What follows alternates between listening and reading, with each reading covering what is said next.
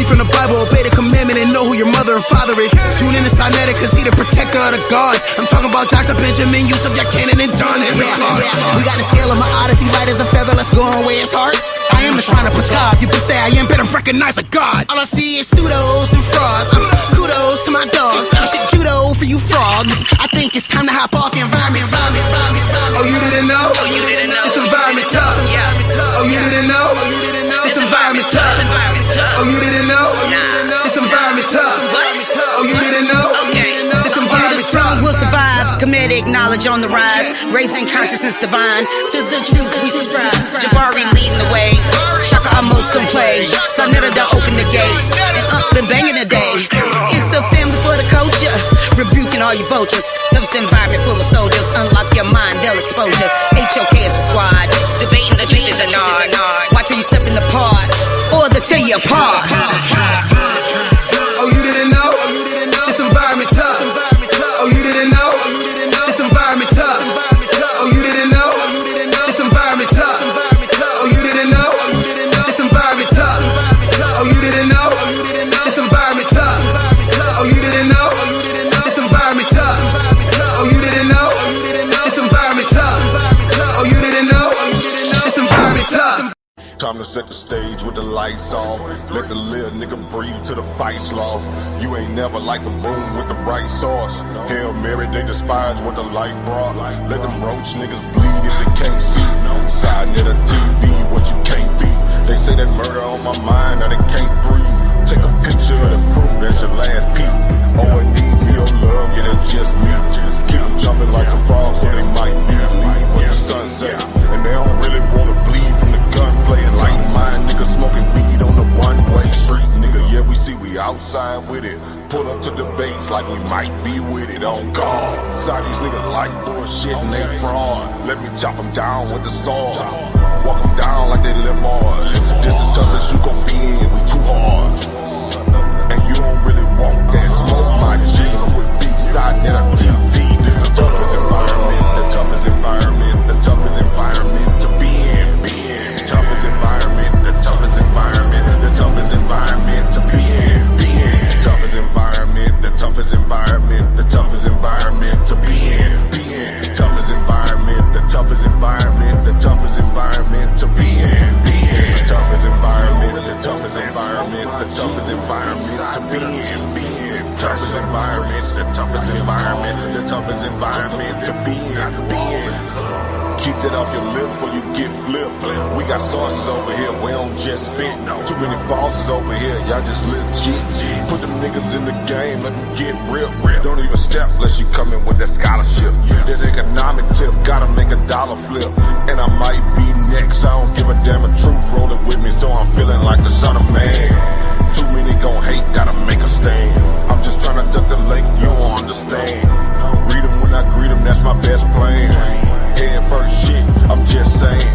Nigga meet me in LA, oh you just playing. Too many be fake what the base saying.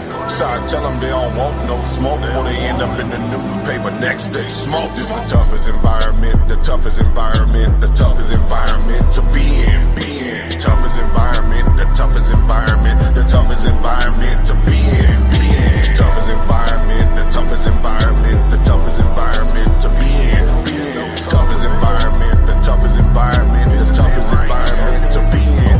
The toughest environment, the toughest environment, the toughest environment to be in. Toughest environment, the toughest environment, the toughest environment to be in. Toughest environment, the toughest environment, the toughest environment to be in. Toughest environment, the toughest environment, the toughest environment to be in. And this is it right here. The toughest you gon' ever be in. You wasn't conscious before us. Y'all niggas was asleep. We woke the sleeping giant. We did it. sa.neter TV.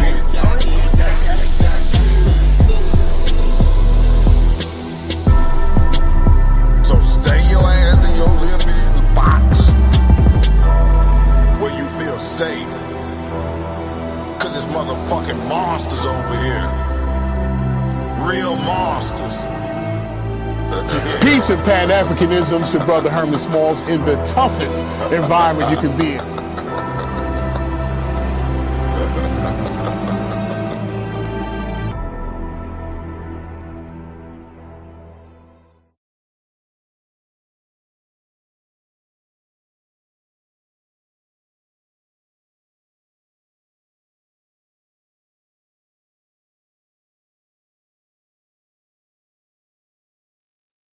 One, two, 1, 2, 1, 2. Testing, testing, testing. All right.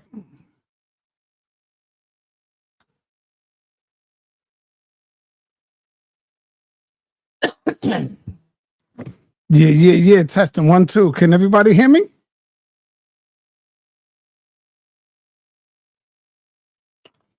Can y'all hear me out there?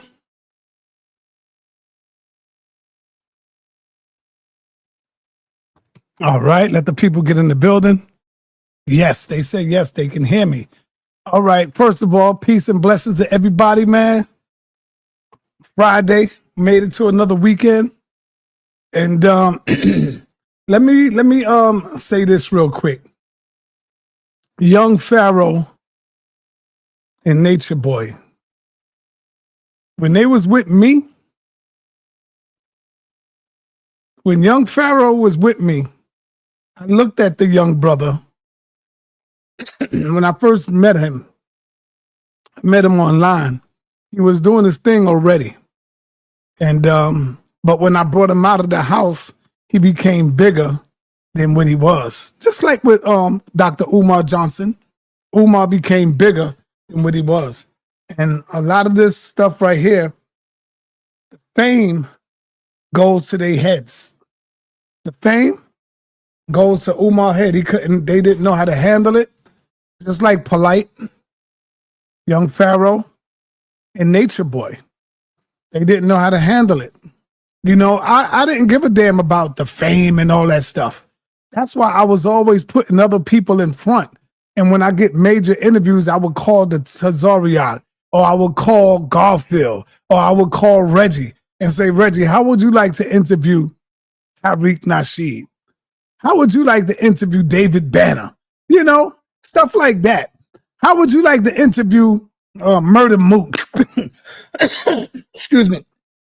You know, because the limelight didn't faze me. I didn't give a damn about that shit. I just wanted to get the information to the people. And so whenever Young Pharaoh and Nature Boy, he only been in my space, I would say 3 times. But when they was in my space, they never behaved savagely because they knew the House of Consciousness was not that. We was not putting up with that craziness. They knew that. And so when Young Pharaoh decided to leave, first of all, let me tell you, I looked at Young Pharaoh like, damn, this is a wise young brother. I got to get this young brother under my wing. That's what I'm saying. I'm like, yo, I got to get this young brother under my wing, man, because he is definitely intelligent. Whether we agree with his information or not, he could be pseudo all the hell he want, but the young brother was out here dropping that knowledge. And I think he was 23 at the time, something like that, or even younger. He could have been out here doing a whole lot of other stuff. Yeah, I know my green screen is glitching. That's because I didn't put my green screen up yet. You see, I didn't get my green screen. I moved. And so my green screen is not up yet, but I got it. I will put it up. See, this is how it looks in the background.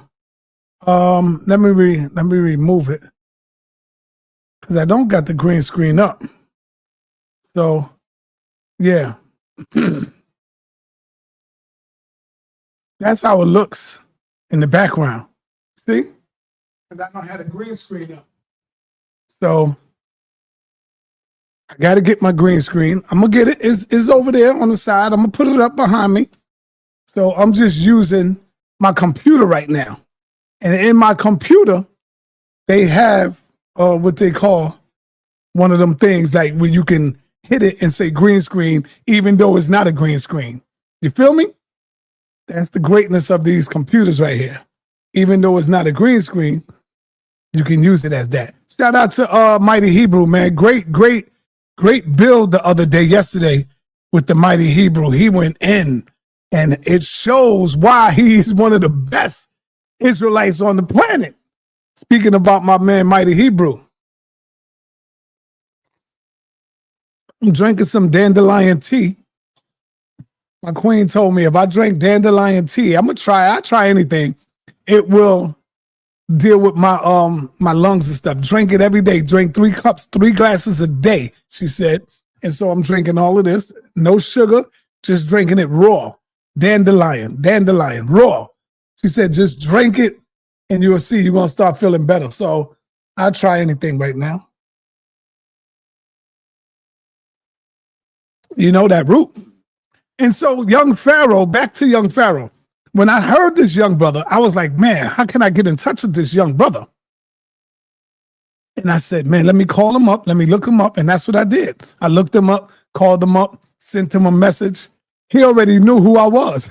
And when I reached out to him, it was like Jay-Z reaching out to him, the way he responded. Like, oh man, sa.neter, yo, brother, I'm glad you reached out to me. You know, he was happy, anxious. And I said, yeah, well, come on through one day, brother. And I invited him to my house. Now, I didn't know nothing about no Nature Boy. I didn't even know who the hell Nature Boy was. He ended up meeting up with young Pharaoh, and Pharaoh brought him along with him to my house. So I'm like, yo, who is this dude? Yo, this is Nature Boy. He's cool. Yeah, no sugar. Just a straight up raw herb. That's it. And tea. It's like drinking water. You know what I'm saying? Just a straight up raw herb. That's it. No sugar, no nothing.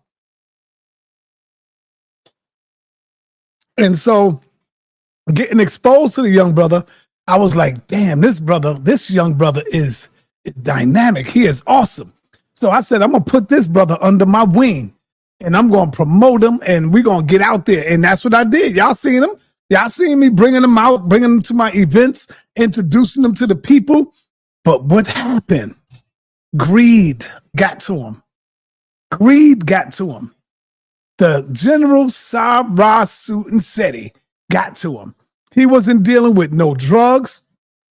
He wasn't messing with no drugs. He wasn't smoking cigarettes. He wasn't smoking no little tobacco, them little cigar things. He was like me, drug free. He wasn't doing none of that. I never even seen him smoking weed. And so when sa.neter convinced him to leave me and go with him, y'all remember that split? When we had the split, he went with sa.neter. That's where he went. He went with Seti. And we all know that Seti's a dope head. So, you know, Seti was dealing with drugs, messing with coke, messing with weed. I know because I've seen him in my house. I ain't see him doing the coke and all that, but I know he was doing that weed and all of that other stuff. I don't know what was in it, but he was doing a lot of the weed, and that's as far as I know. But other people were saying he was on that other thing, that white girl, the white lady. I never seen him. I ain't gonna lie on the brother. I've never seen him do it, but you can look at him and see he was on some other stuff. I don't know what it is. I can't prove it. I'll just say that. I'll keep it a buck. I'll keep it real. You know, I'll keep it real. And so next thing you know, I'm looking at this young brother, young Pharaoh, and he started tweaking and all that stuff. And he started getting caught up with drugs and all of that stuff, man. And I'm like, damn, young Pharaoh taking mushrooms and talking about mushrooms, and some girl poisoned him and gave him this. And he went to a party and they gave him some edibles. Nah, nigga, you know exactly what you're doing, young Pharaoh. You're just trying to blame other people. So young Pharaoh said, yeah, man, they gave me this and they put that in my drink and they trying to get me. Man, come on, brother. You're too smart for this, you know? And so when I seen him, all I wanted to do was just promote him like I did Polite when I first met Polite. Polite was a young young soldier. And so when I seen Polite, I also seen the greatness in him. And when I say greatness, I'm talking about with the information, with the knowledge. So whenever Polite, Young Pharaoh, and Nature Boy was around sa.neter to do interviews, they wasn't doing none of this fuck shit because they knew that I didn't stand for that. And we wasn't going for that at the HOK, at the House of Consciousness. You know, so when all this stuff come out and the bomb drop of what they doing, they kind of tied them to me.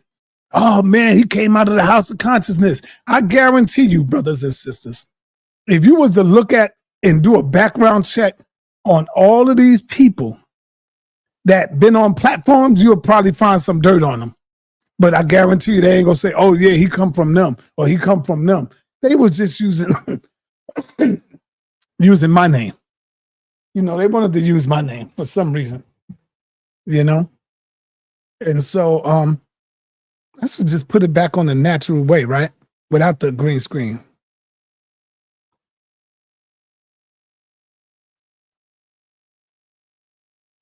And so I want to give you the first video when I bumped into young Pharaoh and I invited him to my house.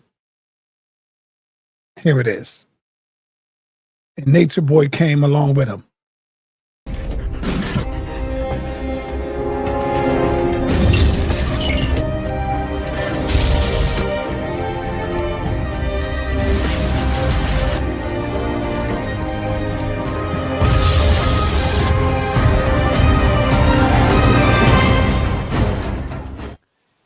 You was behind the penal system.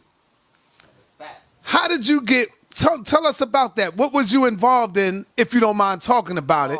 We know that criminal possession of a weapon in the second degree is possession of a firearm with criminal intent to do bodily harm. First of all, how could I possess a fully loaded firearm if it was disassembled, let alone you didn't find it on my person? And then, third of all, it wasn't loaded, it was disassembled. Fourth of all, I had no DNA or no fingerprints on it. Fifth of all, I didn't get no 911 call. You didn't have no reason to even be fucking with me anyway. So how do you find me guilty of something that should at the most been an inoperable weapon? So you found me guilty of something that should have been, if not an A misdemeanor, a B misdemeanor, 60 days. You took 3.5 fucking years from me for that. Fuck you. These motherfuckers broke my arm in there. Oh, we got it popping though. But they broke my arm in there and put me in a box and gave me a fucking net bag. I had to tie my arm with the net bag, but I'm a Buddhist monk, so I meditate, heal, I'm back. Bone marrow right back. I was told by, I'm not going to say the person's name, but I was told by a family member one time I was being told about God. Mystery God, your imaginary friend that you talk to when you're down. Him. I was being informed about who he is supposed to allegedly be.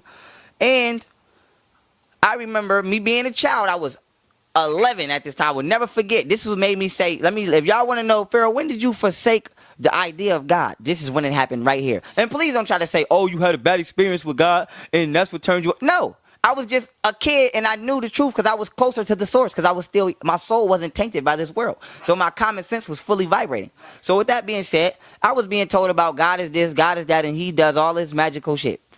So I said, well, auntie, if God is real, who is God, mommy, and daddy? Because as a child, I know you have to have parents to be here.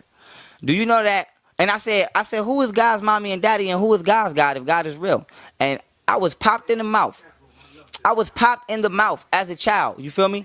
And I was told, my answer to that question as a child was, don't you ever question God. Lip all swell, I'm popped the shit out of. So I felt like, God damn. Whoever God is, I can't ask about the nigga?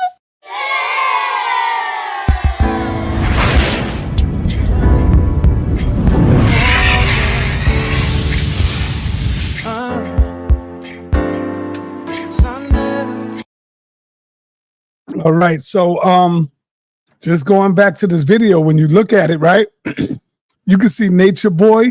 At this time, Nature Boy didn't have a cult following. He ain't had none of that. He was in his right state of mind. Something got to these dudes where they begin to think really fully of themselves, like they can rule the world and stuff like that. Something got to him. I don't know what it was, but something, the occult movement and all that stuff. And SETI really, I would say SETI fucked young Pharaoh up. I would have to give that to SETI. Because if he would have stood with me, he would have been probably one of the top speakers by now, right now. But SETI took him under his wing, and next thing you know, them two ended up falling out. It's crazy.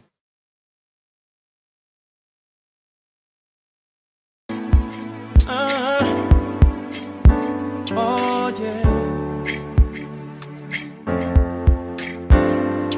Welcome to sa.neter Studios. It don't get no better than consciousness info. sa.neter TV 7. You keep it hot 24/7. You got that black for 102. sa.neter TV 2. Yeah. You are now inside sa.neter Studios, the House of Consciousness production. And don't forget, young Pharaoh was the goddamn man at one point. At a young age, all the young ladies loved the Pharaoh. He had all the young ladies. He had all the women. Like, he was a damn singer. I remember hearing all the time, damn, he looked like Ralph Tresvant. He looked like Ralph Tresvant. And women was loving him, was like thought that he was a goddamn singer, a superstar. That's no cap, y'all. That's real shit. Young Pharaoh was looked upon by these young women like he was a superstar. Facts. Yep. Black news presentation.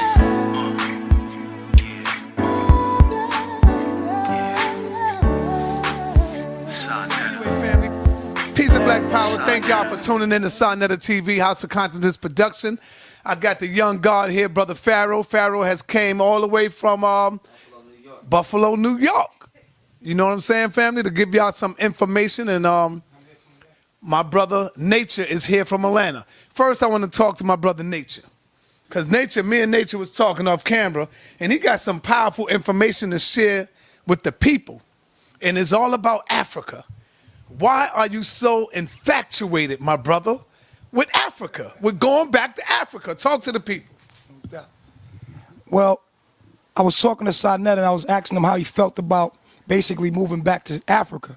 And sa.neter was like, well, I don't do airplanes and I don't do boats. He got work to do here. That's right. And I just made it an emphasis that we need to really consider that and understand that what our leaders, I'm just gonna say what I fail to hear from our leaders is they bring our food here, but they never tell us to go back home. Every living organism on this planet has a natural environment, from plant to species. Any living organism on this planet has a natural diet and a natural atmosphere or environment. Now, you're not dark-skinned for no reason. The reason why we're dark-skinned is because our natural environment is a very hot tropical place. And our skin is dark to protect us from the UV light in our natural environment. So when you take anything out of its natural environment, what you're doing is what you'll see in the effect of that, like Dr. Sebi said, when you brought us here, did you bring our food? But forget importing our food, because we know when you import our food, it's going to lose energy on the way here. Everything we get loses energy by the time it get here off them boats. They import all this stuff here, but nobody never say go home. How about we go home and eat our food from the ground where it's most live? We know, if I asked you right now, where do you get where does thinking come from? How do you get thoughts? We know through science that you get thoughts through oxygen, through eating. We know that you get most of your thoughts. If I ask you, okay, we know we think. Young Pharaoh and Nature Boy was getting ready to have a fight. They was going to have a fight after the show because young Pharaoh felt that Nature Boy was violating and was dissing him. And he wanted the limelight. Young Pharaoh wanted to speak. That's why when you look at it, when I first introduced Nature Boy, young Pharaoh looked up like, what? Like, you know, like, damn, why the fuck I bring Nature Boy with me? See, I didn't know Nature Boy was coming, you know? And so they was getting ready to razzle dazzle, man. They was getting ready to dance outside. It was crazy. It was funny as hell too, though. But how do we get our thoughts? We get it from the trees. Oxygen. So our brain, through the red blood cells, sends information through the nervous system, correct? The nervous system starts where? In the spine and the brain. That's the center of everything. But in the middle of the what we call the third eye, that's where we get. That's the center of the nervous system. So we know, just like Avatar. This is why I stopped cutting my hair. That your hair is an extension of your nervous system, and that your hair can connect to the trees to get information straight from the trees. Okay, so we must go back to nature, but not just any nature. And I want to say this: there's a lot of catastrophes that's coming to us as the humanity. There's a lot of catastrophes. The earth is a lot like your body. The more you abuse it, then something's going to happen. There's a catastrophes happening all over the planet. They're keeping us distracted with this bull. Can I curse? The earth is indeed the body. Yes, the earth is indeed the body. So what they distracting us with this bullshit. All this hippla, all that bullshit. I'm going to be honest with you and be all the way organic like the food that I eat. There's a lot of catastrophe coming to us. In the next 5 years, you're going to see tsunamis, hurricanes, earthquakes, all kind of stuff about to start happening. And so what I'm here to do is give a message that was born inside of me and my information to the family. And that is to go back to Africa. Africa from the day one is the only piece of land that has never been broken, scratched. There has been stuff happen in Africa, but it's the only thing that's still here, that's still in one place, Africa. That piece of land, Africa, our home, is what's going to save us from the catastrophes. It's going to save us with our health, all our health problems. We need to figure out a plan to get out of this region. Now, why? Because the tropical man, and I wrote this is what I say. The tropical man belongs between the Tropic of Cancer and the Tropic of Capricorn. What does that mean? If you look on the map of an equator, put in a map on Google and put equator by the map, it'll show you the Tropic of Cancer and the Tropic of Capricorn. The darker pigmented human being belongs between these lines. Why? Because in these lines, like Dr. Sebi brings from where? Honduras. If you see where Honduras is at, Honduras is under the line of tropical cancer. He brings all his herbs and all these. You have to actually go to his campus to get the right water for your body. And he talks about the coquito frog. What do you say? The coquito frog, if it goes a meter outside of his natural environment, it is not as powerful. We don't get our chakras, the energy fields, slow down. I see, my brother Nature, you are very passionate when you're talking about Africa. You love Africa. Talk about the trip that you and the young God is planning. You planning a trip for the youth or for younger brothers, and what is it called? Talk about that. No doubt. So what we doing with SOS, Save Yourself, this is basically the organization that we forming right now, is to help you, if you got a felony, become sovereign so you can get out of this country, because a lot of things is coming this way. So what we have done is we forming an organization, because a lot of people don't understand that we do not belong here naturally. We got to go back to Africa. Africa is where we belong. That's our home. I would rather die getting to Africa and being in Africa in my home than die for these crackers working for their money every day, being a slave, because they own everything here. You don't own nothing here. You go to Africa, then you can own something. You say this is your land, you pay one time, it's yours. Not no pay no taxes, and if you don't pay them taxes, they snatching that land from you. We're not going to do that. We're not going to hit you in the head with the headlock. That's the headlock. That's false. That's magic. That's trickery. We don't do that. What we trying to tell the people is that we need to go where we are sovereign. Where you buy a piece of land, it's yours. That's it. They ain't hitting you in the head every month for bills. You pay bills once a year. That's it. And they ain't really hawking you about them bills. Peace, family. Yes, but you're supposed to be taking the family to Africa. We going to Africa. This is what we're going to do. This is what we're going to do. Basically, This condition. You see, what the white man does is he gets his youth ready to take over. You see? So we got to be ready to have our youth, elders for wisdom and youth for war. So this is what we got to do. Now, Brother Pharaoh, you was behind the penal system. How did you get, tell us about that. What was you involved in, if you don't mind talking about it? And are you in the process of changing your life right now? And it's good if you are, because you are only 22 years old. So your life is really beginning. You just starting. That's a fact. Peace, family. Before I start and answer the God questions, I want to say I love my Facebook family, my YouTube family. I got us. I want to support who supports me. With that being said, go get your Knowledge Yourself shirt. Shout out to Brett Adams Jr. on Facebook. His name can be found on Facebook, spelled B-R-E-T-T space Adams, A-D-A-M-S, Jr. And he has a fan page. It's Silver Spoons, spoons with a Z at the end, not an S. And I also want to shout out the guy Odinaho from Ghana. Beautiful dashikis. He makes them custom made, but he has the best website I've personally ever seen. He has selections not just for adults and women, but also children. You can go on his website at odinahowear.com. It's O-D-E-N-E-H-O wear, W-E-A-R.com. Go get you a dashiki. So hit up Brett Adams, get your Knowledge Yourself hat, your Knowledge Yourself shirt. You want your dashiki, hit up Odinaho. Now getting back to the guy, sa.neter. I want to thank sa.neter for opening this platform to me and doing what most elders failed to do, which is support the youth. And I am the youth, and I got us, because y'all know I work at Don't Give a Fuck Incorporated. I'm telling that truth. So, CEO. So with that being said, as far as me being in a penal system, I was captured by Willie Lynch, but I did manage to break away. Now with that, what I'm saying, with that being said, yes, I've been in the penal system quite a few times, but the last time was the last time. And what I mean by that is I started going to jail, a.k.a. hell. That's why you wear orange and it rhyme with hell, because you're suffering all day. If you didn't know, that's a jewel for you.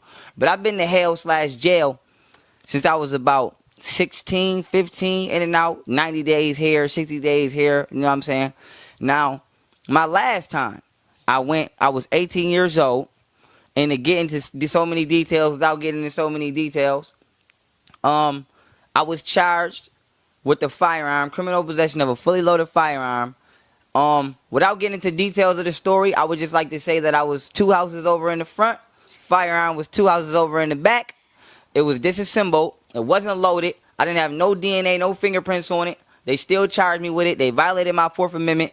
And, Judge, if you're watching this, kiss my ass. You held me in jail for about 314 days without a court date. You violated my due process. And I'm speaking from facts. Y'all can go, I don't hide nothing.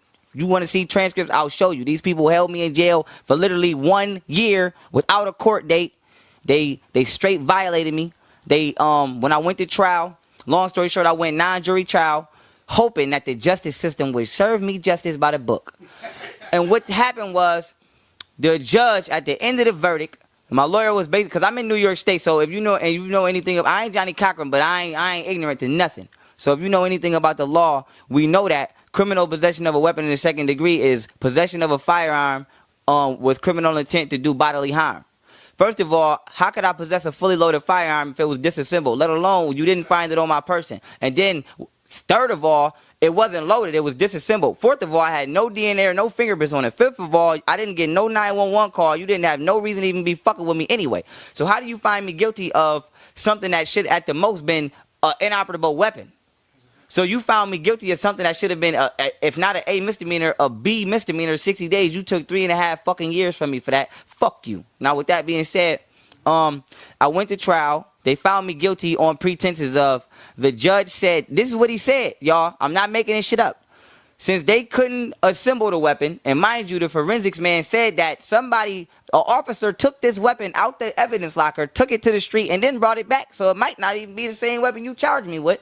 But they said that the way they planted the weapon on me was, they said, mind you, they didn't take pictures of the scene, of the alleged crime scene, like they supposed to do when I got arrested. So they actually paused my trial for 3 days and went and took pictures of the house that the firearm got found in. Now this is all the way illegal as hell without me violating statutes due to common sense. Why? Because what if they painted this house? And this is not the same paint on the house. What if they switch something in the yard? The crime scene is not the same as you trying to say it was 2.5 years ago.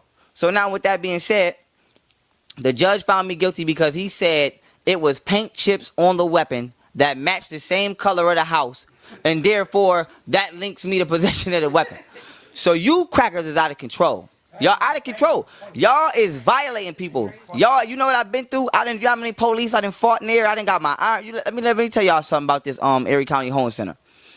Skipping details, these motherfuckers broke my arm in there. Oh, we got it popping though. But they broke my arm in there and put me in a box and gave me a fucking net bag. I had to tie my arm with the net bag, but I'm a Buddhist monk, so I meditate, heal, I'm back, bone marrow right back. But with that being said, I'm in a box, cell 34 golf unit to be exact, and I'm in there with a broke arm, and I don't even have no ticket to be in the box.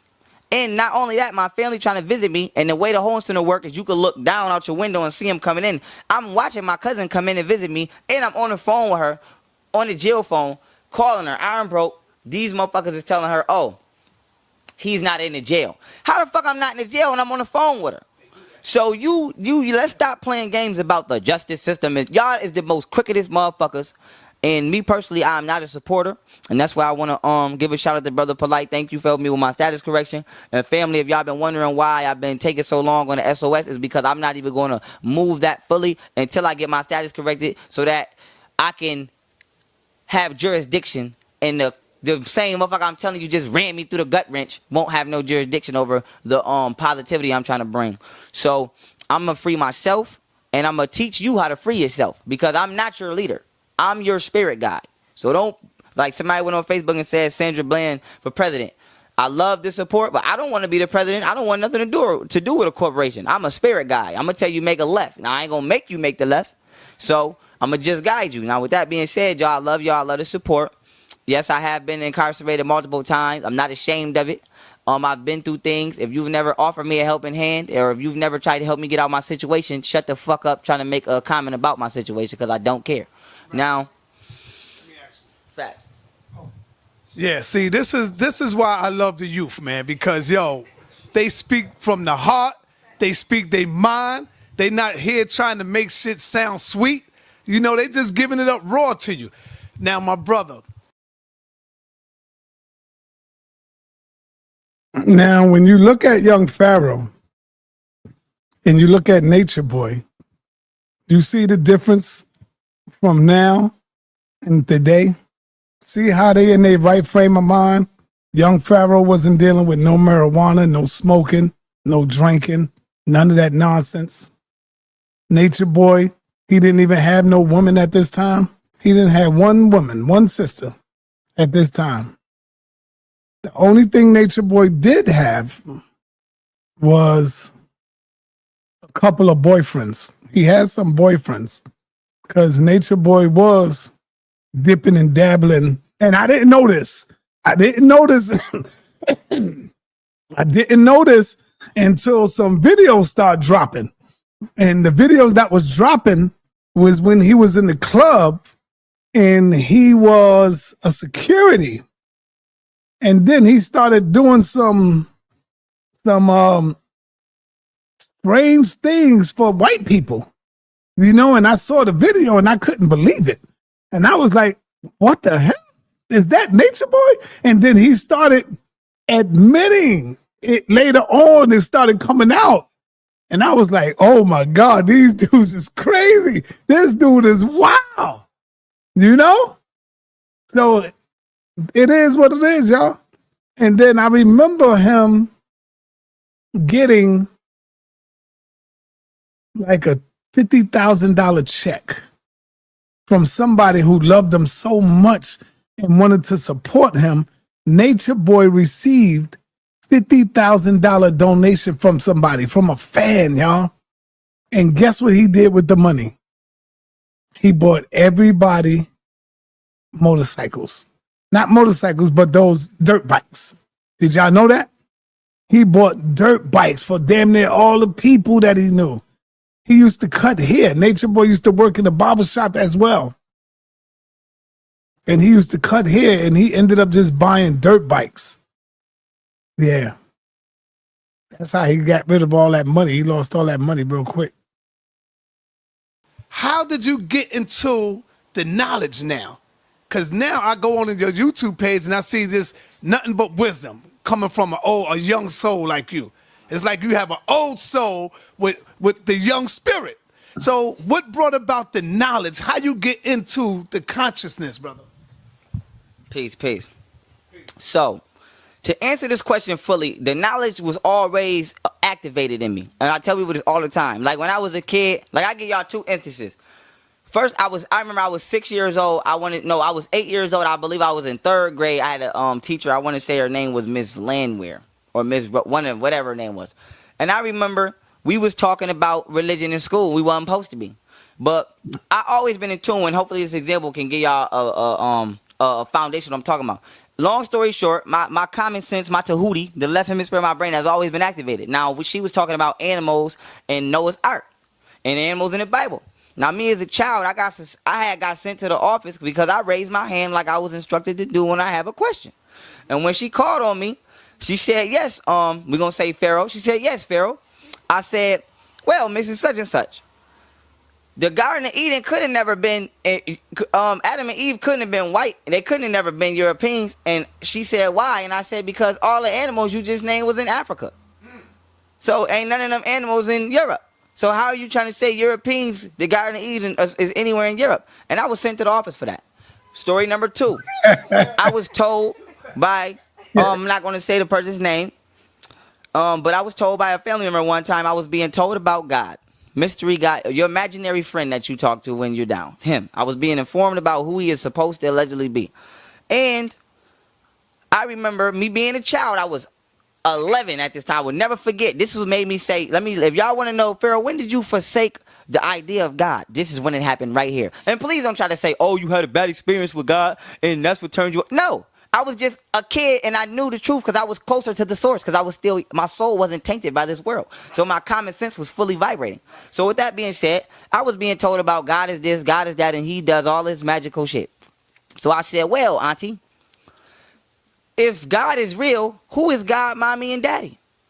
Because as a child, I know you have to have parents to be here. Do you know that? And I said, who is God's mommy and daddy and who is God's God if God is real? And I was popped in the mouth. I was popped in the mouth as a child. You feel me? And I was told, my answer to that question as a child was, don't you ever question God. Lip all I'm popped the shit out of. So I felt like, God damn. Whoever God is, I can't ask about the nigga. But he watched me all day. So he watched me all. Let me tell y'all something how God ain't real. And you got to start using your common sense. Because I'm on sa.neter's couch.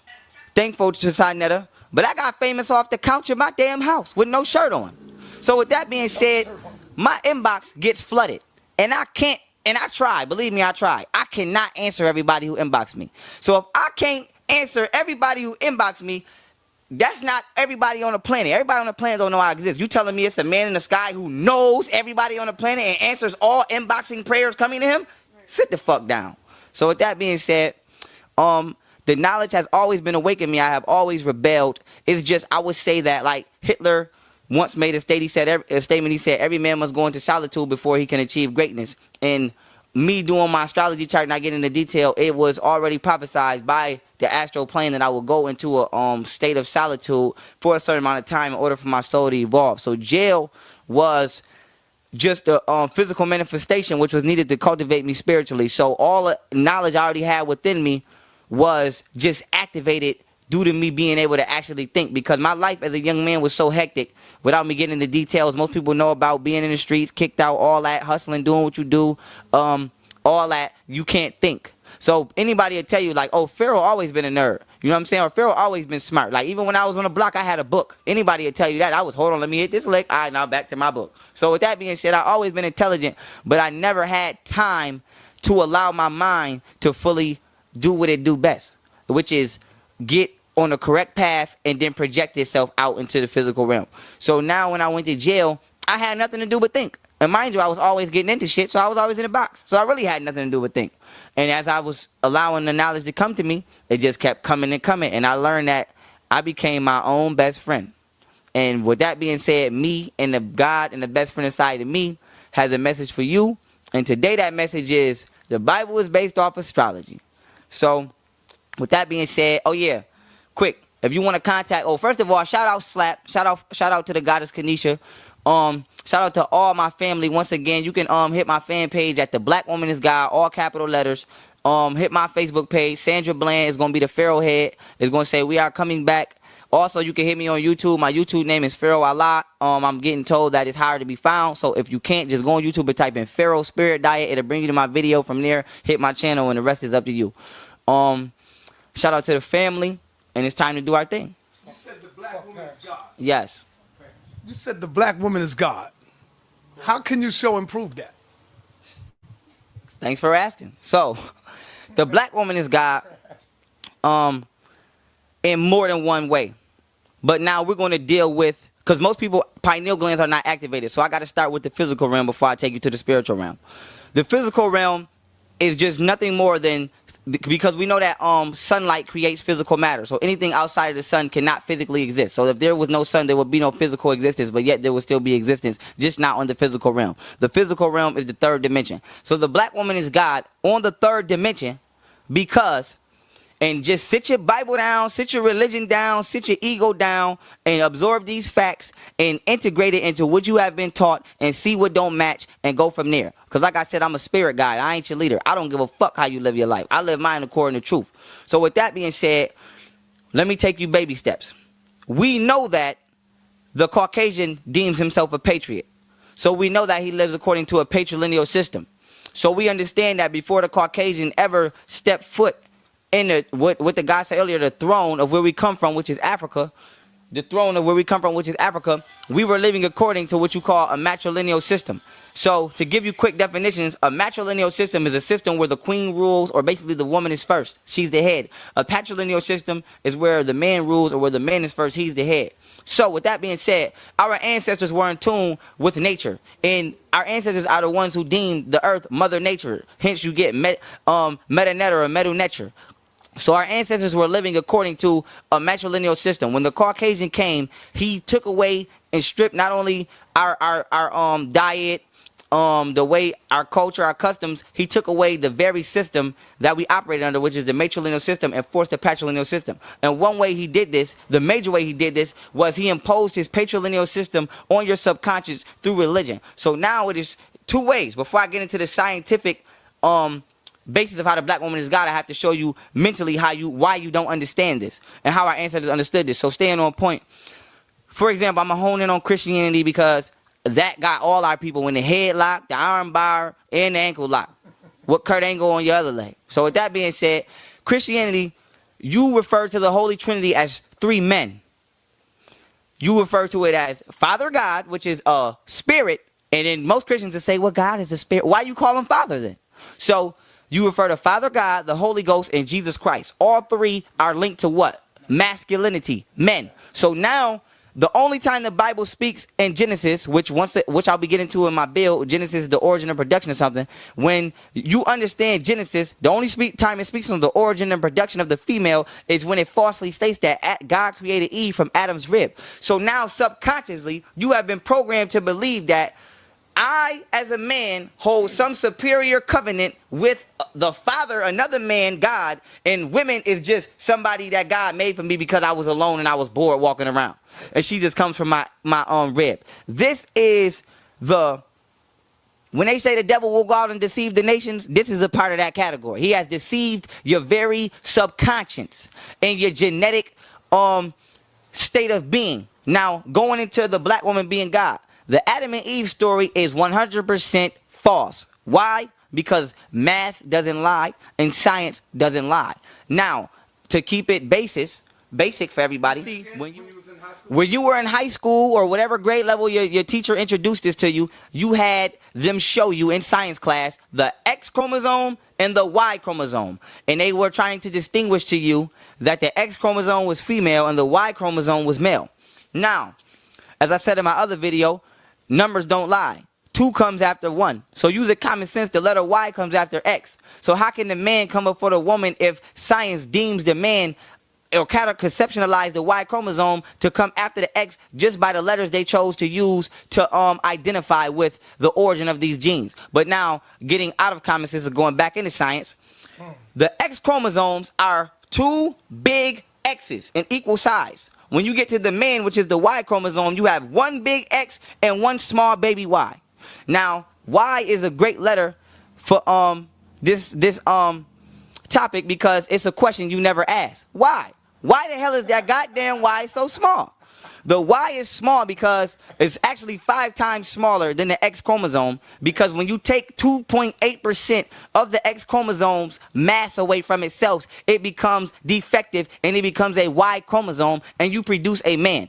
Now, this has to do with not evolution, not none of these smoke screens the Caucasian has thrown up. This has to do with what you would consider an extraterrestrial, an alien, whatever the word they created for it, aka the melanated ancestor of African descendants and the origin and the reason for our manifestation on this planet, who are superior in knowledge enough to possess technologies that allow them interstellar travels.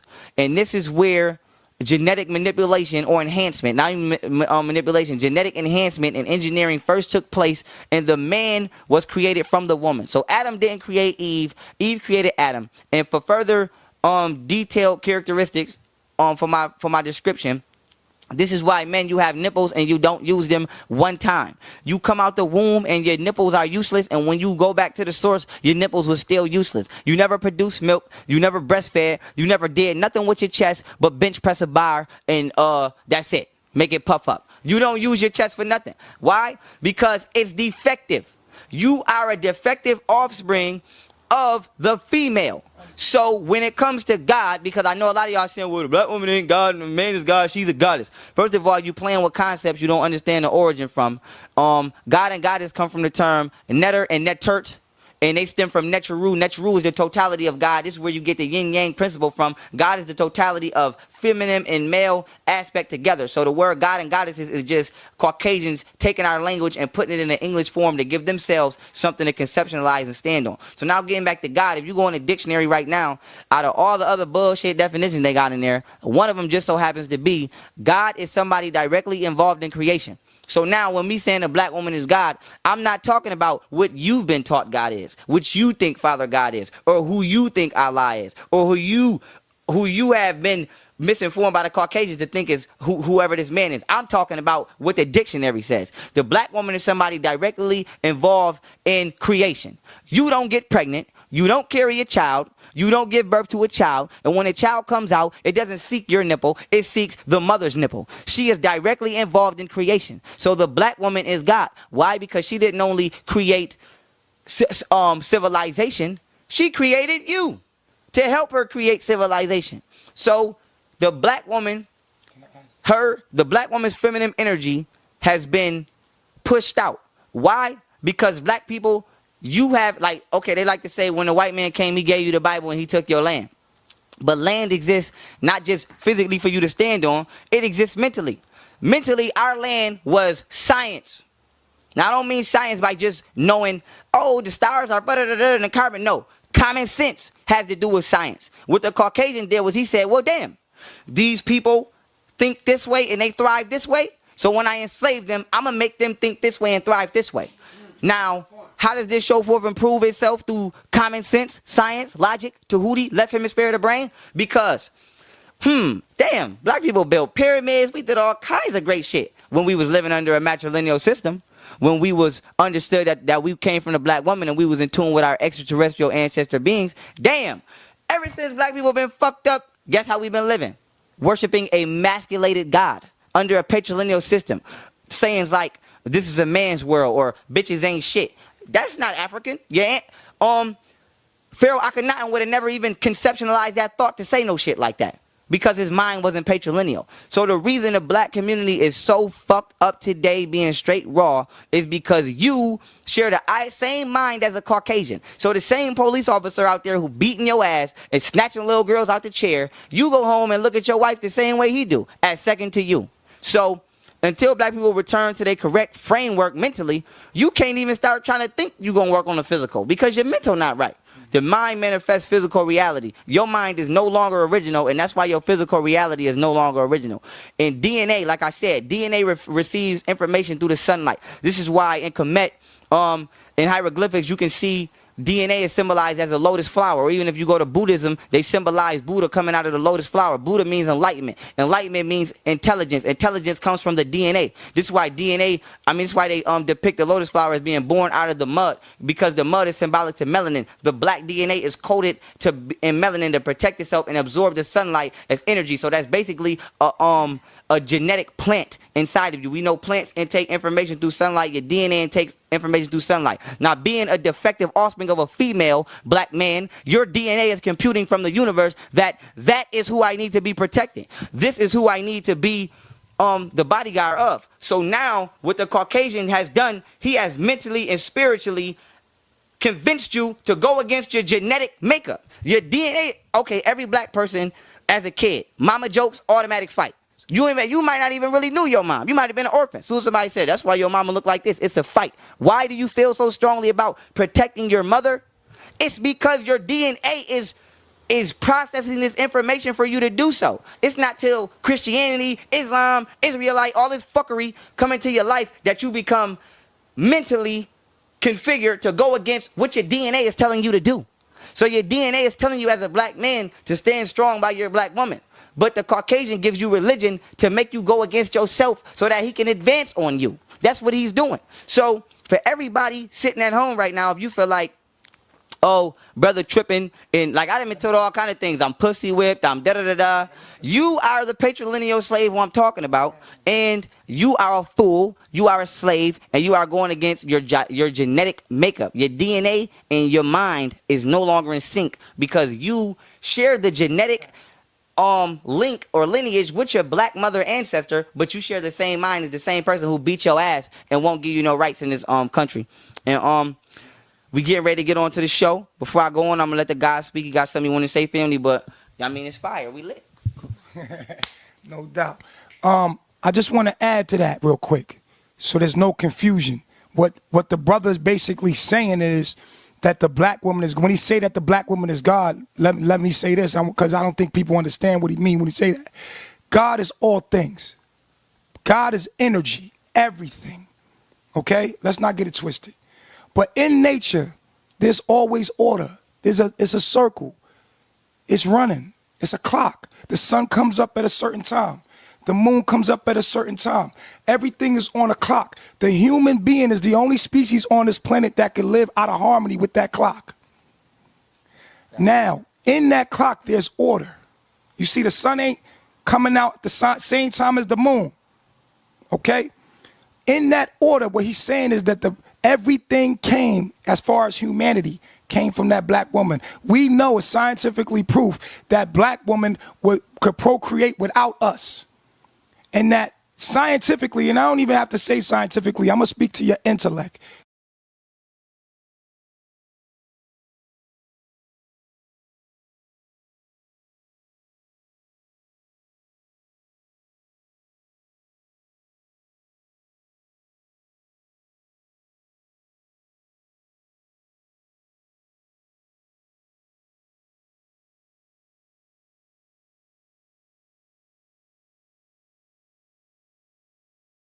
When you hear people say, God is all, God is energy, God is the power, God is the source.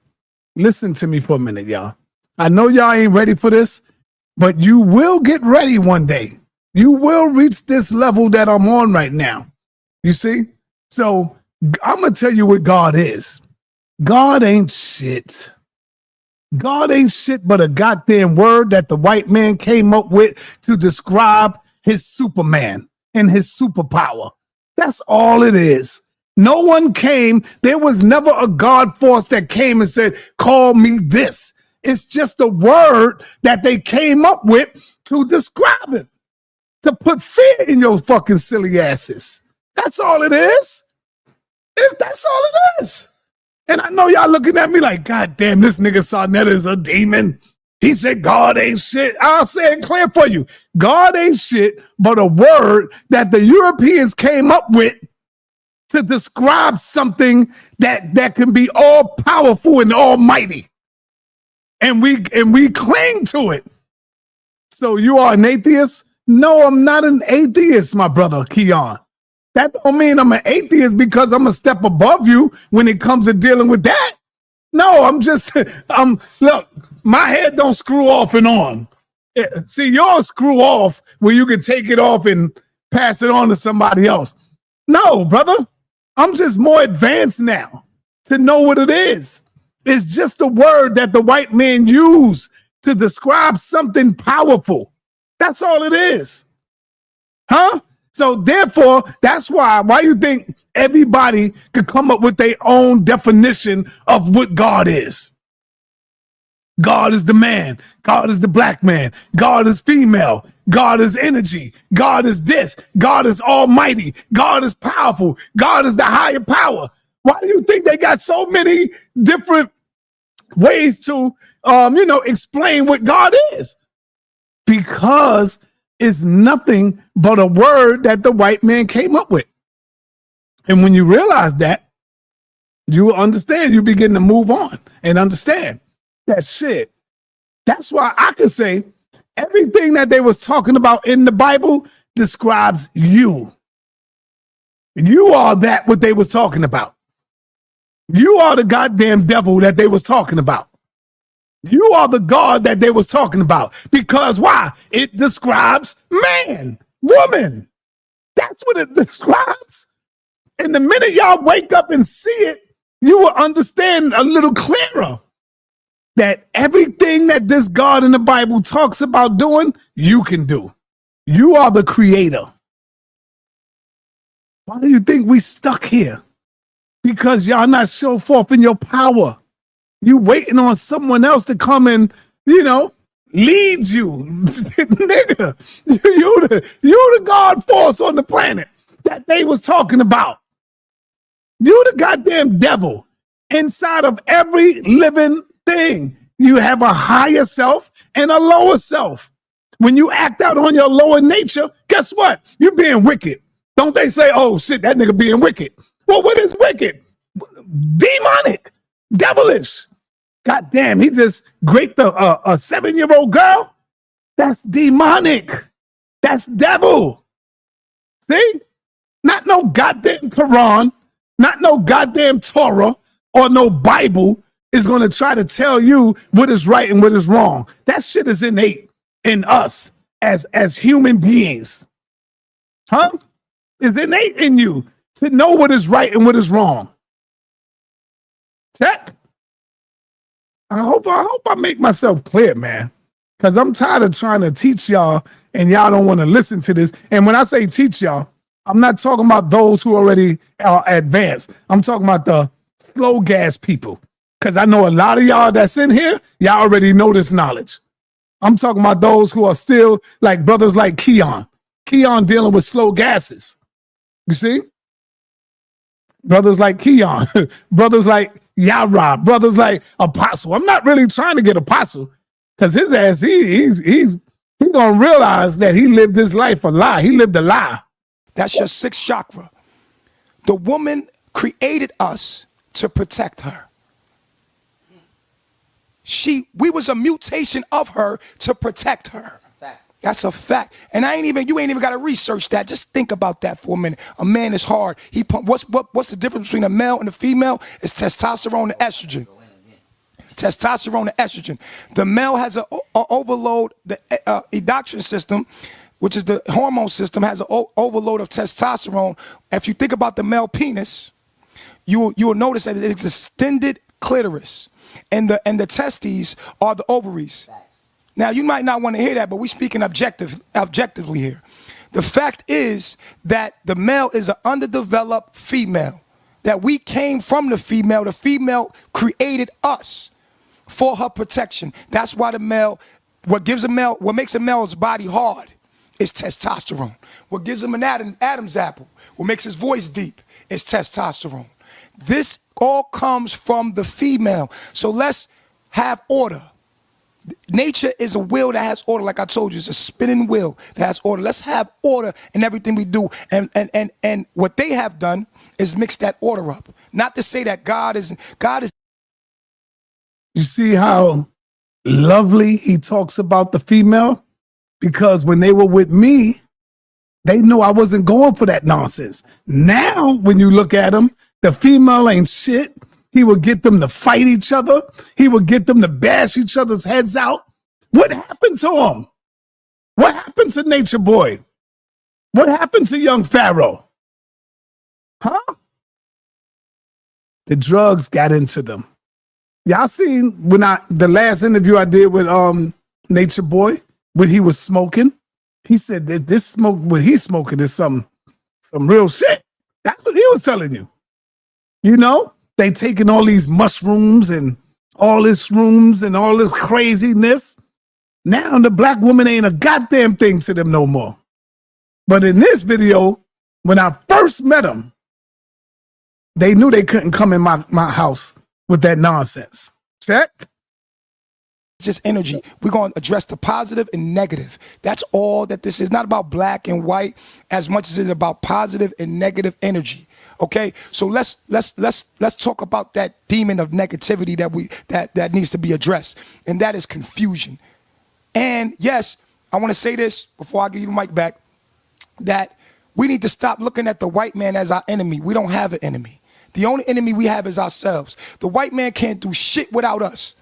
We the ones that get up every day and work in his system and act like we need his money. We the ones that support his system, because every black man got up and did what they supposed to do, like every religion is teaching you, is a fast. One thing I've done, I'm on a 40-day fast right now. I'm not cutting my hair. I'm not worried about that. I'm not trying to control what's going on in my body, because I want to be one with nature, and that starts with self. We try to control. They done slaved water. They slaved plants. They slaved the fruit. Now they slaving the air. Pretty soon you're gonna have to pay for air. When we was growing up, did we pay for water, sa.neter? Hell no. Hell no. Now we pay for water, and it just snuck out of nowhere. When we grew up, was there an organic section? No. Out of nowhere, organic section came out of here. So they enslaved us. They enslaved everything. But it's not them. That's the problem. It's us. We perpetuate their doings. They can't do nothing without us. How are they allowed to go to Africa and just take all the resources that back up that money? Because we allow them. We sign the contracts and say, okay, you have this. We fall for the trickery, the illusion. It's the biggest magic trick ever. All we got to do is stand up. All we got to do is stop fucking supporting the money. Stop going to work. Like he said, the brother said yesterday on a live stream radio. Or was it DTK or something like that? We said on the radio, we support the money. We support the system. And we complain about what's going on. And I'm going to say one, I know I said that already, but there's an analogy I use. Anybody know where roaches come from, mutate from? Hey, you see roaches in the house, right? But nobody asks us, where do roaches come from? Why are they here? Everything in nature has a purpose. Insects are here to clean the earth. That's the job of the insect. The job of the insect is to clean the earth. And instead of us looking at ourselves as the one that is dirty, we look at the roaches and try to kill the roaches. But the roaches keep coming back. Why? Because they're a mutation showing us ourselves. We're the problem, not the roaches. The roaches are just, have you ever had an ant trail coming to a piece of food in your house? I guarantee you, if you take with that piece of food up, them ants will leave. They don't want to be around here. They're doing their job. They're just cleaning up. They're cleaning up. So what we're seeing when we complain about what's going on in the outside with the point blank simple, the roaches are there because your ass is nasty. Simple as that. You create the environment for the roach. Simple as that. The roaches are around because your ass is nasty and you create the environment for the roaches to live. If they didn't have crumbs, if you clean up after your nasty ass, there wouldn't be no roaches, bro. So come on, stop trying to make this thing so goddamn like so super when this is simple. The roaches are there because you created the environment. They got food to eat, they come out and they eating. But if you clean your house up and you clean it, they will disappear. There's nothing there for them to eat. They will move on. Clean your nasty ass up. Simple as that. And so I understand you might get a roach that crawl under your goddamn door from your next door neighbor, or sometime that should have come out your sink. It come out your sink. Have you ever had a big cockroach? I remember the apartment where I was living at. A big ass roach came out of the sink. And I was like, God, what the fuck? Or the toilet. They would come from there. I've seen a video where a snake came out of the goddamn toilet. You know what I mean? So clean your nasty ass up. Simple as that. Clean up your nasty ass. Clean your nasty ass. White man, the white man is like the insect. He's a mutation of us showing us ourselves. It's us. We the ones that's negative. We're the ones he is just a mutation that cannot exist. When you turn on this light, sa.neter, what happens to the darkness? It disappears. So it's our actions that are being reflected to us through the white man to show us ourselves, because he cannot exist without us. Peace. Let me get. I don't like leaving my followers because I feel energy. And the answer, that's a fact. That's a fact. I like to give proof to what I'm saying instead of just, because I know y'all are like, well, all he said was XY chromosome. He ain't how a black woman impregnate herself. Well, I'm gonna tell you how the black woman impregnated herself, and then I'm gonna tell you why. I'm gonna further elaborate before I get into this bill on why you're so destructive. Look up parthenogenesis. Parthenogenesis. Hit your voice app. See my phone? Hit your Google and say parthenogenesis definition, and it will tell you.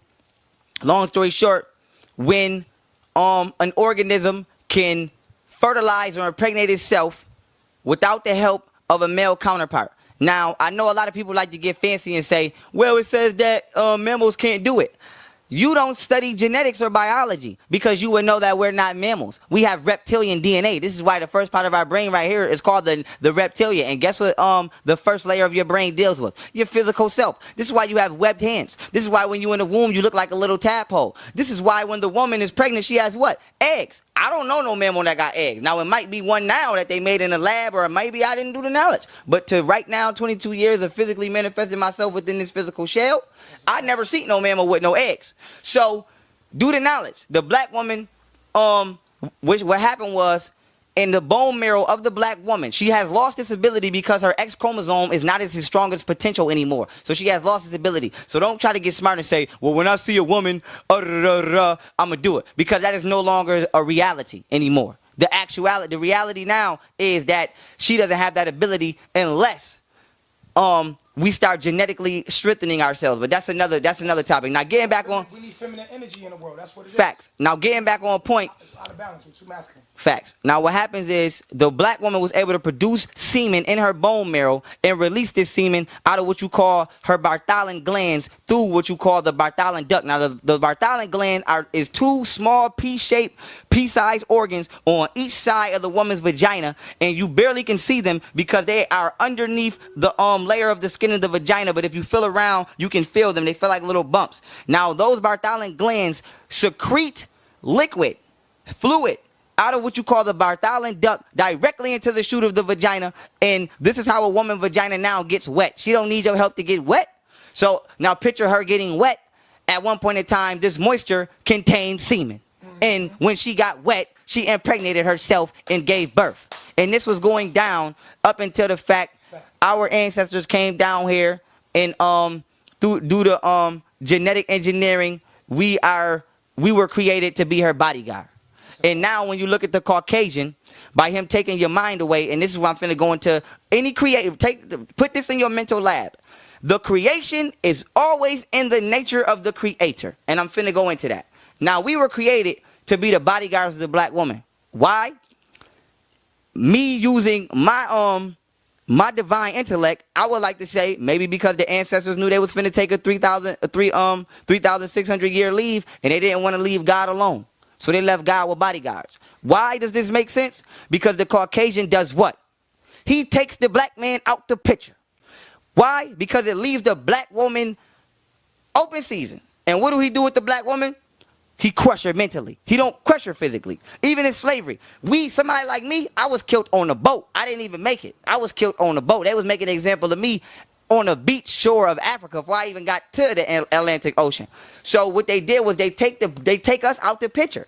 They put us in jail, or they give us a patrilineal mentality to make us separate ourselves from our woman. And when you got all these single mothers or even Section 8 or welfare, what do they tell the black woman? You can have this, but it can't be no man in your house. So what the white man does is he tells the black woman, be independent.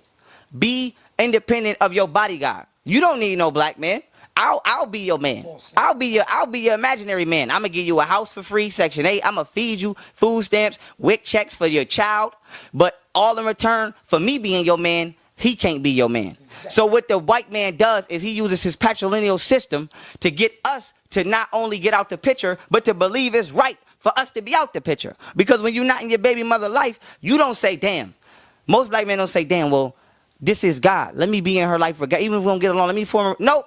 Most black men just be like, man, fuck that bitch. I don't know why, but fuck that bitch. I can't stand that bitch. She got me on child support. This, that, and the third. So what you doing is you are sharing the same mentality as the Caucasian. Now, how does this tie into the creation is in the nature of the creator? Because let's look at African creations versus Caucasian creations. A pyramid. A pyramid was like a giant power plant. But even though it supplied electricity to the entire ancient civilization known as Kemet, Ethiopia, all in that region, even though it supplied electrical energy to that entire land, guess what it didn't do? It didn't pollute not one natural organic organism. Why? Because the creator was the black man who is natural, God. So anything we create is going to be in sync with nature. So when you go to the Caucasian, damn, well, when he create giant electrical conductors, he pollute the whole motherfucking block. I'm in New York right now. This is my first time. I'm driving. I'm scared of smoke demon about to come out the ground. There's smoke coming out the ground, electricity everywhere. So the Caucasian takes our science, but since he's not supposed to have it, when he creates, since he is unnatural, everything he creates does not cater to nature. Just like the guy said, there was no such thing as an organic fruit. The Caucasian was grafted from us. So when you say it's not about black and white, it's exactly about black and white. Because when a white man creates something, he's unnatural, so his creation will be in the favor of nature. So now with that being said, we are organic fruit. He's a GMO. Wasn't no damn GMOs until the GMO humanoid being was walking the motherfucking planet. So how do you let the GMO, the genetically modified organism, because if you want to say, oh, the white man not a GMO, we know that cells we know that atoms create molecules, molecules create cells, cells create tissues, tissues create organs, organs create organisms. So we know that the white man himself is an organism just like us. He's just the most unnatural organism. He's like when you get a cut and you don't bandage it or tend to it right and you get a fungus. That's him. And you letting the fungus now replace your beautiful skin. So with that being said, black man, you share the mentality with the genetically manufactured organism on the planet Earth. I hope you're happy for yourself. Let me ask you one more question. Because I think you take the record from my brother Red Pill and Sankofa as Brother Longwind. But it's all right. I love it. I love it because you're dropping powerful information right now. 22 years old, family. The young God, Pharaoh Allah, is here in the building. And my brother Nature Boy. We're going to change that boy at the end of nature. That's what the white man call us. The white man call us boys. So we're gonna get rid of that. Okay. Now, before we get to this presentation, because I know the family out there is waiting, I got one more question. I want to let you know, if they're not doing it already, you probably already in battle with them. The Hebrew Israelites, when they see exposing the lies, the Bible is based off of astrology, they gonna come at you if they ain't already. Are you prepared to because I was chopping it up with my brother Captain Tazariak. Okay. And he have his brothers out there. Me and him was talking about putting on a youth debate. I think that'd be awesome. So he have a brother out there who he called Katazat. And I'm definitely already coming for my brother, the secret weapon that I got, Pharaoh Allah right here. When they come at you, brother, are you prepared to jump in the ring with these brothers here, use a PowerPoint presentation, going into a youth debate with the brothers? Let me tell you something. I'm in tune with nature, and I understand that melanin is condensed sunlight, and I emit the same electromagnetic frequency as the sun. But that being said, the sun don't got to prepare for no asteroid. When you come, you get incinerated. Why? Because nobody can withstand the truth. The sun is the truth. It's the light. Even in y'all religion, y'all understand this principle as well as the light or the Son of God. So with that being said, I'm God, the Son of God, and both of them together. I'm him. I'm Super Saiyan Goku. You don't want to do that. So with that being said, as far as debating, it's two sides of that. If somebody can receive the truth from me through a debate, then I'll give it to you that way. But like I said, I'm not here to crush your ego because I'm a spirit guy. Your ego doesn't exist. So just for you being fictitiously inside of that, you've already lost to yourself. So with that being said, if you want to learn the truth as an Israelite, I will teach you, because unlike you wish to accept, we are brothers. And I'm your brother that you can't hate because I get good grades in school and I think I'm goody two shoes. But I'm still your brother. And you the one that's fucking up in life. But it's okay because I love you. We come from the same mother, which is Mother Earth. So for Israelites to say things like, that African people are not my brothers. Well, science says we share the same genetic DNA and bloodline. So who told you that? An invisible man in the sky told you that? And I just showed forth and proved how the patrilineal system came from the Caucasian. And I want to say this, and I'll break this down in my build I'm finna give in a minute. We have what you call the law of cause and effect. If I take this phone and I drop it, it's going to break. The effect is the phone being broke, but the cause is me dropping the phone. This is allegorical to the Caucasian in religion. If the Caucasian was never manifested, then Christianity, even the word Israelite itself, would never be manifested. So the effect is you being an Israelite, but the cause... Sean Puffy Combs, y'all ready for this? Been sentenced to 50 months in the federal prison. Welcome back home, Sean Puffy Combs. I hope you learned a big, valuable lesson. I'm going to say it again. I hope you learned a big, valuable lesson. I'm just saying, I hope you learned you got a second chance, bro. You got a second chance, Puff Daddy. You got a second chance, P. Diddy. This shit is crazy, right? It's crazy. But hey, when you got money talk. Bullshit walk, man. 50 months in the federal penal system. Yeah. Oh, you said he coming out in 27? I think he might come out before that. He might come out before that. But I just hope he learned a fucking valuable lesson here. You could have had your life just taken away, man. You got a second chance, bro. You got a second chance. I was just looking at the news and I see it. I'm like, oh shit. 50 months sentenced to 50 months? Excuse me. Now, how much time he got in already though? Because that right there add up. You see? How much time do he got in? Let me see. How much time has Sean Puffy Combs been sentenced to? Sean Diddy Combs was sentenced to 4 years and 2 months, 50 months in federal prison for 2 4 counts of years? transportation to engage in prostitution. He will receive credit for the time he has already served since his arrest. Okay. Damn. Sean Puffy Combs. 4 years. You know he is like, woo, happy as hell. Because he could have easily got a good 20, 30 years. Yeah, the serious charges was dropped. Yes, I do know that. Yep. The serious charges was dropped. Let me see so the people can hear this. I know people going to be making their videos today. Yeah, P. Diddy about to feed a lot of people right now. P. Diddy about to feed people right now. Yep.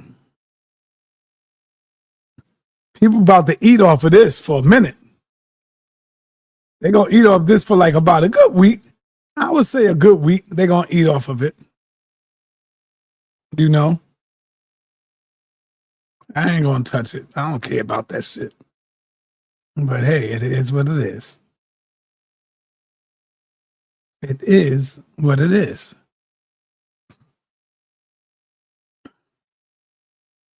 How much time have P. Diddy been sentenced to?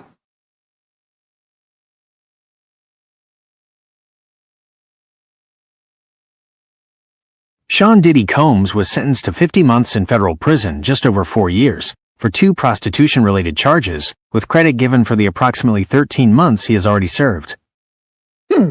13 months he already served. So he already served a year. Think about that. He already served a year. So he would basically be out within 2 years. Huh? God damn. You got a second chance, P. Diddy? Sean Combs? I seen your mother crying. I seen your child crying, and they begging and pleading the judge for a lighter sentence. So I hope you really learned a valuable lesson, man. A valuable lesson. Stay off the drugs. Stay off the perks. Stay off the shrooms. Bro, come on, man. Because I ain't gonna front. You was bringing some good-ass music. I ain't gonna front, bad boys. Yeah. Yo, you brought some good music, man. I ain't gonna front on you, P. Diddy. You know? But I hope you learned a valuable lesson, man. You got a second chance in life. Let's finish. Is the physical manifestation of a Caucasian. So you not only share a patrilineal mentality with what you deem your brother and deem me not your brother, which is exactly what he wants you to think, but you now base your whole existence off of the ideology which was created by a genetically modified organism. So with that being said, everything that Israelites believe, whether it be fact or non-fact, we'll save that for the debate. I'm dealing with the forum here, only takes place in a 6,000-year forum. So now, with that being said, if the Israelites you choose to, I don't care what Bible you wanted, you can get every Bible that they ever made and lay them all out together. All of them, the Bible says God created Eve from Adam's rib. I just show forth and prove that was a lie. So if you keep running around the street believing that, what the fuck is you think? Was you smoking crack? What's wrong with you? Science proves that you come from a woman. They even call it the Eve gene, the mitochondria Eve gene. Even when you I heard, how you say his name? Tashariak?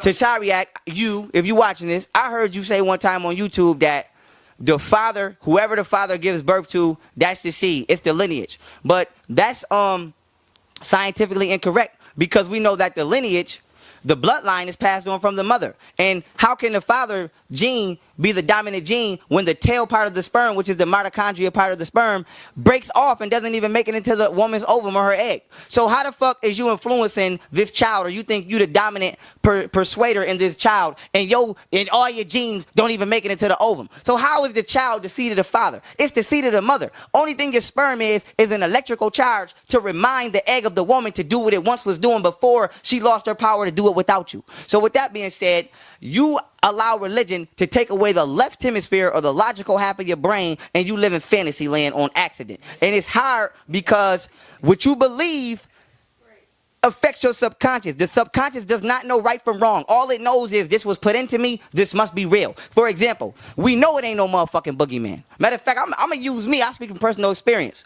When I was 6 years old, I went back on pull-ups. Why? Because I watched Candyman and I wasn't going to that motherfucking bathroom. So we know And you can ask my second grade teacher, Miss Shammy, and my first grade teacher, Miss Quillian, they would tell you Pharaoh was not going, he wasn't going in there. I was in school with a pull-up pissing on myself. Why? Because my subconscious brain had been taking in this information from the Caucasian in his Hollywood projection of what you call Candyman. And Candyman scared the shit out of me because he was the only killer in the hood, and that's where the fuck I was at. And he wasn't coming to get me while I was pissing. So my subconscious mind believed that that was real. And for me, that was real, but it's not. And it took for me to tap into the left hemisphere of my brain to find out it was real. So Israelite brothers, my ego is down. I'm asking you as a black African who understand we are brothers and sisters, that what you believe is not real. It's synonymous to the same way the white man gave me Candyman is the same way he gave you Israelite, Hebrew, all that shit. It's not real. So if I debate you, you are going to be arguing with me with Disney World. And I'm going to be arguing with you with NASA. We know Mickey Mouse ain't real, but we know that Mercury is 36 million miles approximately from the sun. So my shit tangible and your shit, you can just make your shit up as we go.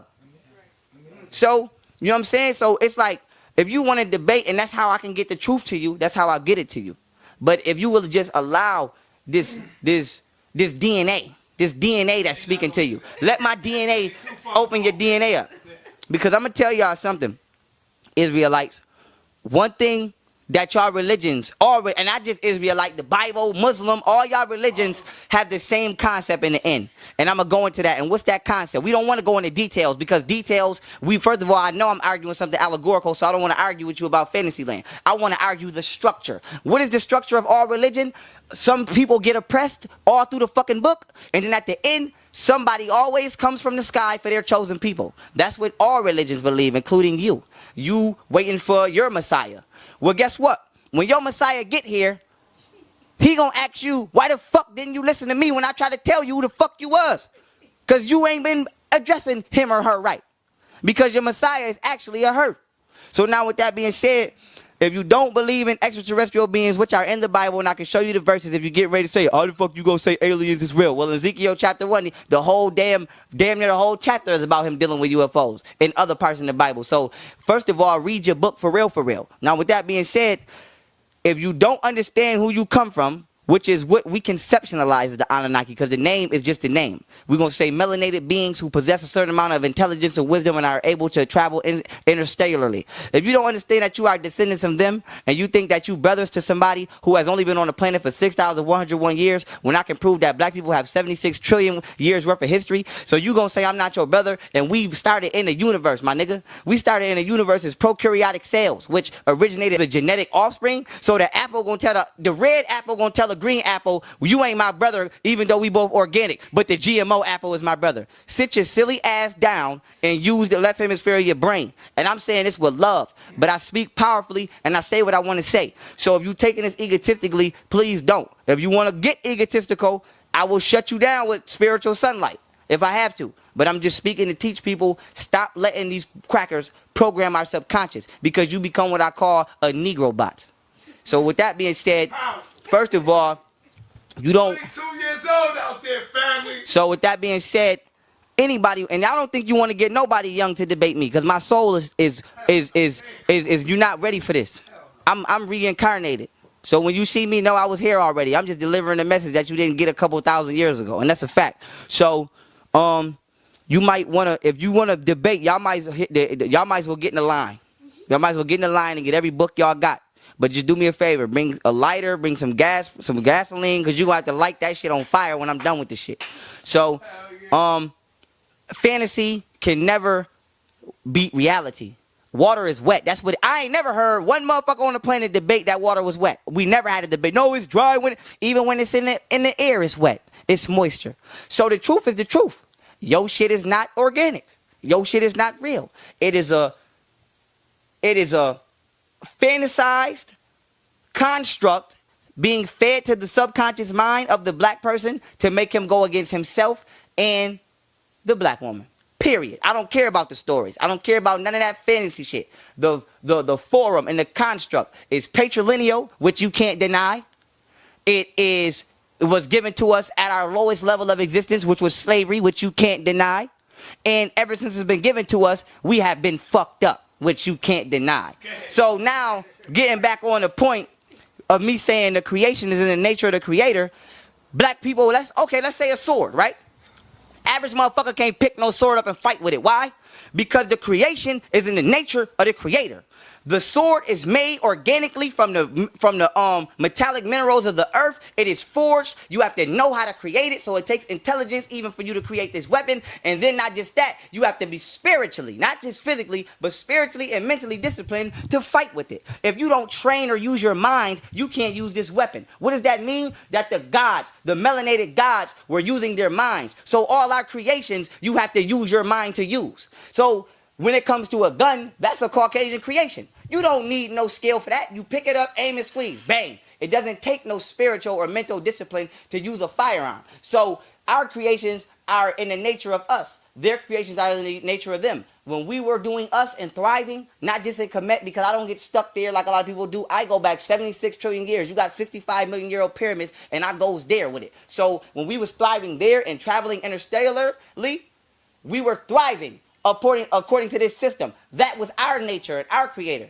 As soon as we got they shit, they religious creation, we've been fucked up. Why? Because we running around with the spiritual and mental construct of that creator, which is the Caucasian, who conducts the lowest amount of love, which is sunlight, due to not having little to no melanin. So you are wondering why your community fucked up. You out here running around with a damn, looking like it's Halloween, yelling at people, acting crazy, because you have the mentality of a slave master, because you have taken on his creation and you have taken on the nature of the creator, and our creator gonna get in that ass. Let's get it in. We All ready. Right. We on. All right. Screen in there. We should have brought our own water to save ourselves. All right, let's go. All right, y'all. Before I give my presentation, if y'all asking what is God, so I don't just leave y'all empty, I want to say that God is the highest extent of the mind, which uses elements and matter to express itself. It is a it, not a he or a she. It is the he and she combined, the yin and yang. Once again, God is the highest extent of the mind, which uses elements and matter to express itself. I am the physical manifestation of God, which is set into effect due to a cause of thought put in place 76 trillion years ago, which caused noon, or the primordial waters, which is the Egyptian goddess concept of the universe, giving birth to stars. Stars explode, give birth to carbon. Carbon physically composes and creates a physical body, and I transmute and project my soul into this body to give you this message. Try not to hit that, because Facts. it's picking it up. It's like Right. you touch it, it's like bang, bang. Got you. So let's get started. Let's get it in. Now, this presentation, family, is called Exposing the Lies the Bible is Based Off Astrology. This is not a debate. This is a teaching. That's right. This is not a debate. This is a teaching. So whatever religion this applies to, if you are under that doctrine, incorporate this into whatever you believe to see where you were misled and where you went wrong. So, making sense of astrology. I would advise everybody to go get this book. It's by Tim Tratchett. Once again, Making Sense of Astrology is by Tim Tratchett. This book is the most simplest form of learning about astrology that I would recommend for anybody to learn. It teaches you everything. Not just the characteristics or, the characteristics of Aries is this or this. But no, it teaches you about the celestial equator, its angular degree. It teaches you about everything you need to know about equinoxes in the celestial dome, in which this right here, right? Yeah, in the back. In which the zodiac signs appear to move in a 360-degree motion in. So get this book, and this book will put you up on a solid foundation of astrology.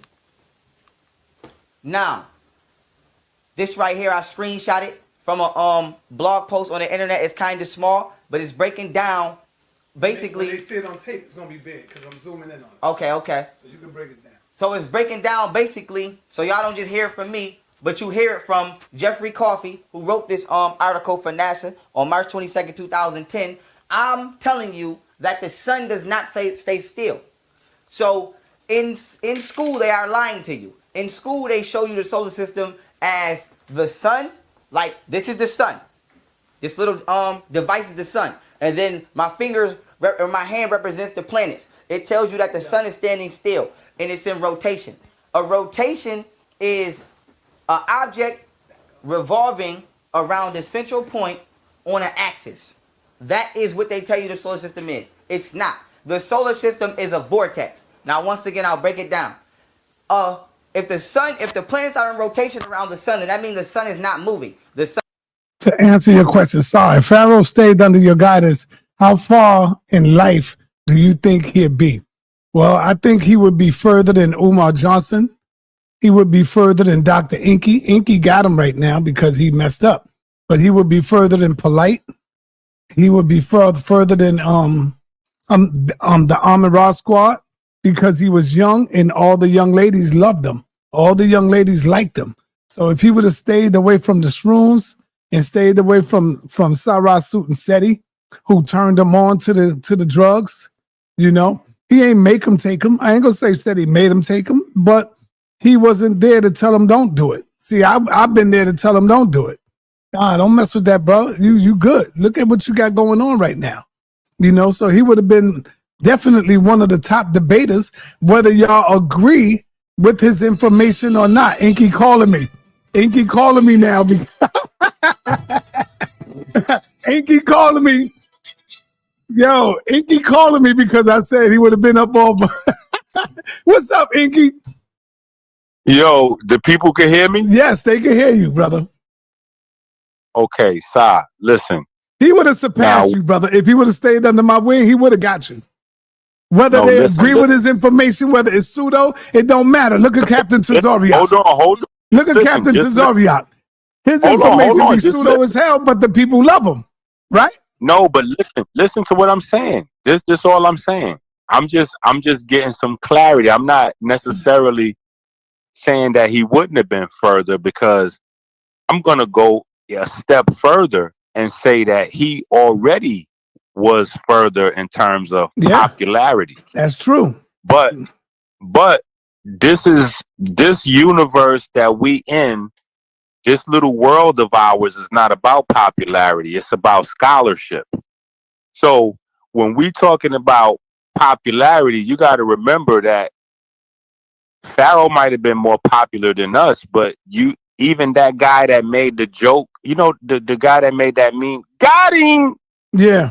Got him. Yep. Yeah, he was more popular than us too. Yeah, he was. Yeah, they like that stuff. But that don't mean that don't mean Weldon is more of a scholar than we are.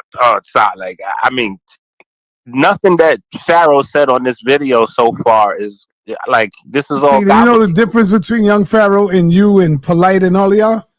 See, y'all was bringing, not Polite. Polite brought in the young people too. But Unc and all of them, they was bringing in the old heads.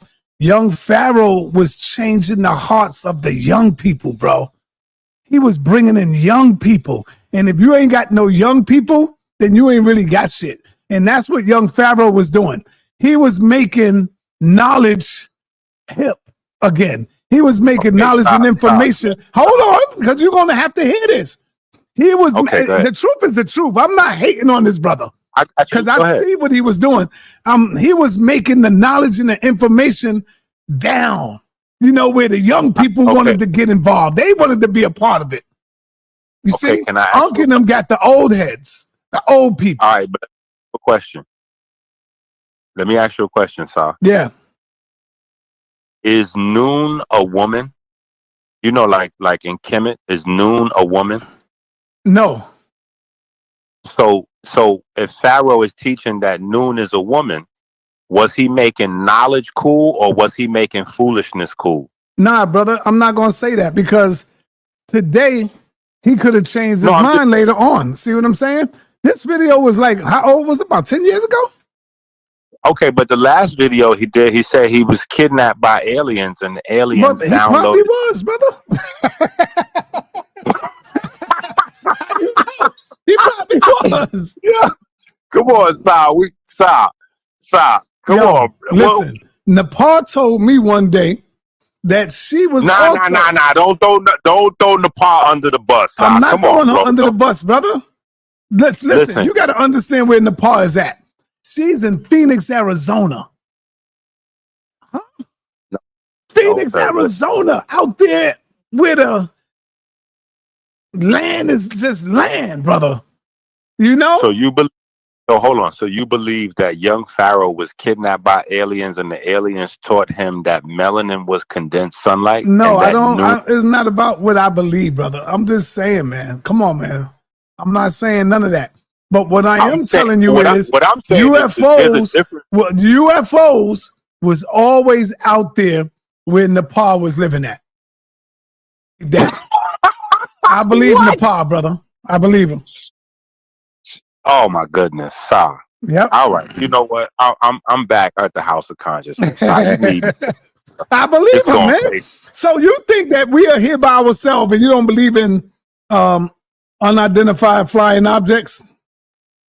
I'm gonna say this. I believe that. Stay on the line. Don't hang up. Stay there. Listen,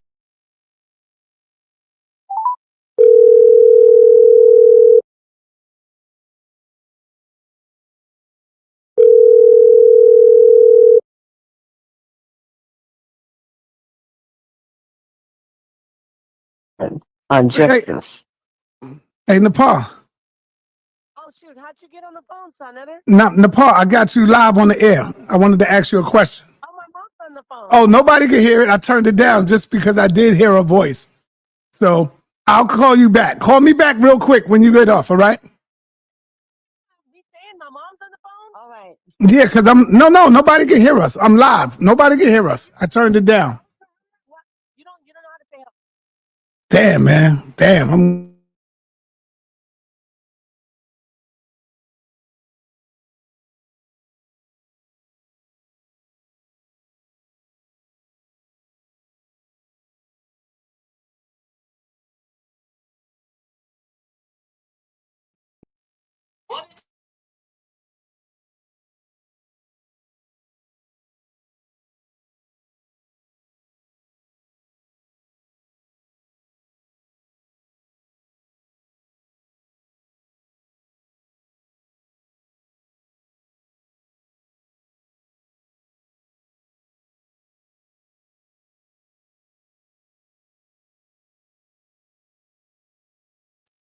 Okay, so did we Hold up, baby. Hold up. Oh my God. All right, go ahead. Go We're ahead right live now, so people Nepal. Go can hear ahead. you. We live on the air.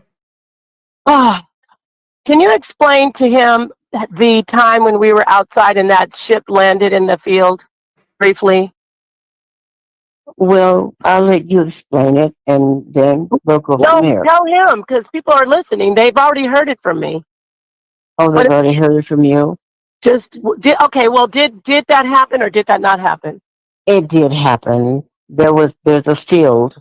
We live the street has an end to it. Our street has a field at the end of the street.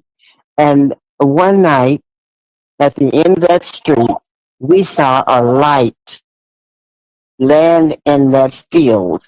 Okay, a big light, and it didn't move. And everybody on this street came outside. Yeah. And we were all frightened to death. So we didn't know what to do. So we had my brother-in-law, your uncle, lived on the end of the street. They immediately got out of their house and came down the street into our house, and we all stood there together. While that we didn't we didn't see a ship, but we saw this huge light. Well, that that's what you never remember. I believe you, I'll Mama. remember it a little different. And Well, I, let me never. ask you. Sorry, Mom. Let me ask you. What else happens on that street? Like, because they don't believe that in UFOs and aliens and things. Can you give them any information, like any paranormal info? It doesn't have to be aliens. Like, talk to us about what we were talking about yesterday, when we hear the voices and hear the stuff in the backyard. Well, I've always, ever since we've been here, I've always encountered some type of image.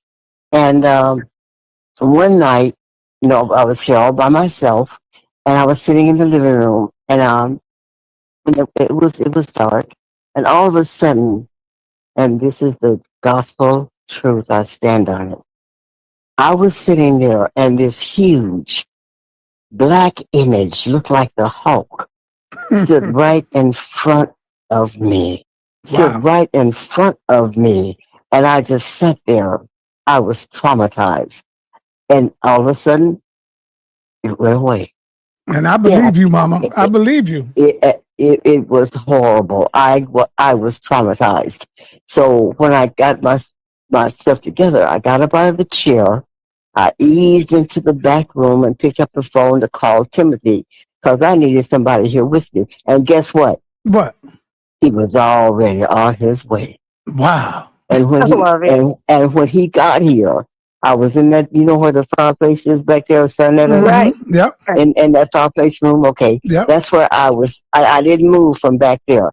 Hey, Timothy opened that door and came in and said, "Mama, you okay?" I said, "Yeah."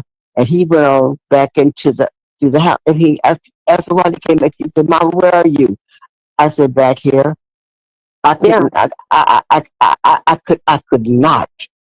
I could not come out of that back room. So was it tall? How tall was it? Tell them. How tall was it? Yeah. It was like the Hulk. Like how It was would you just say? like it was 6 feet, tall. 7 feet? I would say I'm going to say 7. It was Now, when you say the Hulk, it wasn't green though, right? black. It was black. It was a That's the black same image. thing that I told you I've seen, sa.neter, That's the right. thing that picked Yep, me up you out of did. my bed. You did. And Yep. And Inky don't believe. I told Inky that, man. You got to understand, they are in Arizona with nothing but land. And I've told her, and your father was here at that time, right, Nepal? Yeah, he was alive. Yeah, he was alive. Yeah. Mm-hmm. Yeah. And that's not all. I see, and the kids know it. Where I sit in the living room down the hallway, there is always a little boy, not a little girl. There's always a little boy. It's an image. I don't see a face. All I see is the image, and it always goes either from my bedroom into the back room, or it comes out of the back room and goes into my room. Yeah. So that's another thing we always see that child. I was sitting here one night and they were in the house, sa.neter, and I said, "Oh well, there he goes again." And they said, "What?" There you No, go. that's true. Hey, Nepal, I want to get ready to get out of here. I want to say, Mama, thank you. I miss you. And you know, I always say I'm going to come see you again, but I got to make it there. All right? Real quick. Wait. sa.neter. Yes. Mama, my mom doesn't drink. She doesn't do drugs. None of that. None of that. She's very sharp. So I need to make sure I point that out. That she wasn't seeing anything. Yep. What is that noise? No, when it comes out of my mouth, you can take it to the bank. That's right. That's all I can So, say. Mama, I love you. Thank you, Mama. I can't wait to see you. And let Inky know I can have a conversation with him, and if he wants to escalate it to a debate, tell him that Chief X ran from it, so maybe he won't be scared. All right, Nepal. I can't wait to see you again, Mama. I'm gonna be there again. Okay, bye. All right. I hope you still got that hat I gave you. I do. Okay, there you go. Thank you. Love you. Talk to you later. All right. Love you too. Okay, bye. Okay, so now you hear it. That's from Nepal mom herself. I've heard the story already. All right, Dr. Inky, did you hear that? Stop. Come on, bro. No, stop, brother. Don't do that. Don't disrespect, man. I'm not, but I'm saying stop. Yep. Stop. Yeah. Come on. The aliens landed outside the house, bro. Brother, yes. They seen it, man. Come on, brother. This is in Phoenix. You know what goes on in Phoenix, man? The same thing that goes on in Detroit and New York. No, it's different in Phoenix, brother. Because there's nothing but land out there. You don't know, Inky. I believe Mama. I believe Mama Nepal. I believe her. I ain't trying to hear none of that. Listen, you have to. It don't matter what she say. You gotta co-sign it. That's your wife. Nah, brother. You gotta hold it down. She ain't gonna lie about that. All of them said the same thing. When I was there a few times. I was there. and they all said the same thing. You But know, Ty, we went from and other aliens people said to the same thing, bro. okay, but Ty, did you see that we went from aliens to ghosts just within one count? Hey, Like it it is just what it is. And so, hey, I believe that we're not here by ourselves, brother. We're not here by ourselves. Ty, you know what? I feel like the Hebrew Israelites, the Christians, the Muslims, I believe everybody needs to clip this video up. I believe they need to deal with you. I believe they need to deal with you with this video right Man, here. listen, I don't give a damn what they They need say. to deal with you. I'm with Mama Nepal all day long, brother. 100% Mama Nepal all day long. I don't give a No, damn no, no. what But nobody say. Nepal, no, but Nobody say. Nepal, but here's the difference. Nepal bangs for the Bible. You bangs against the Bible.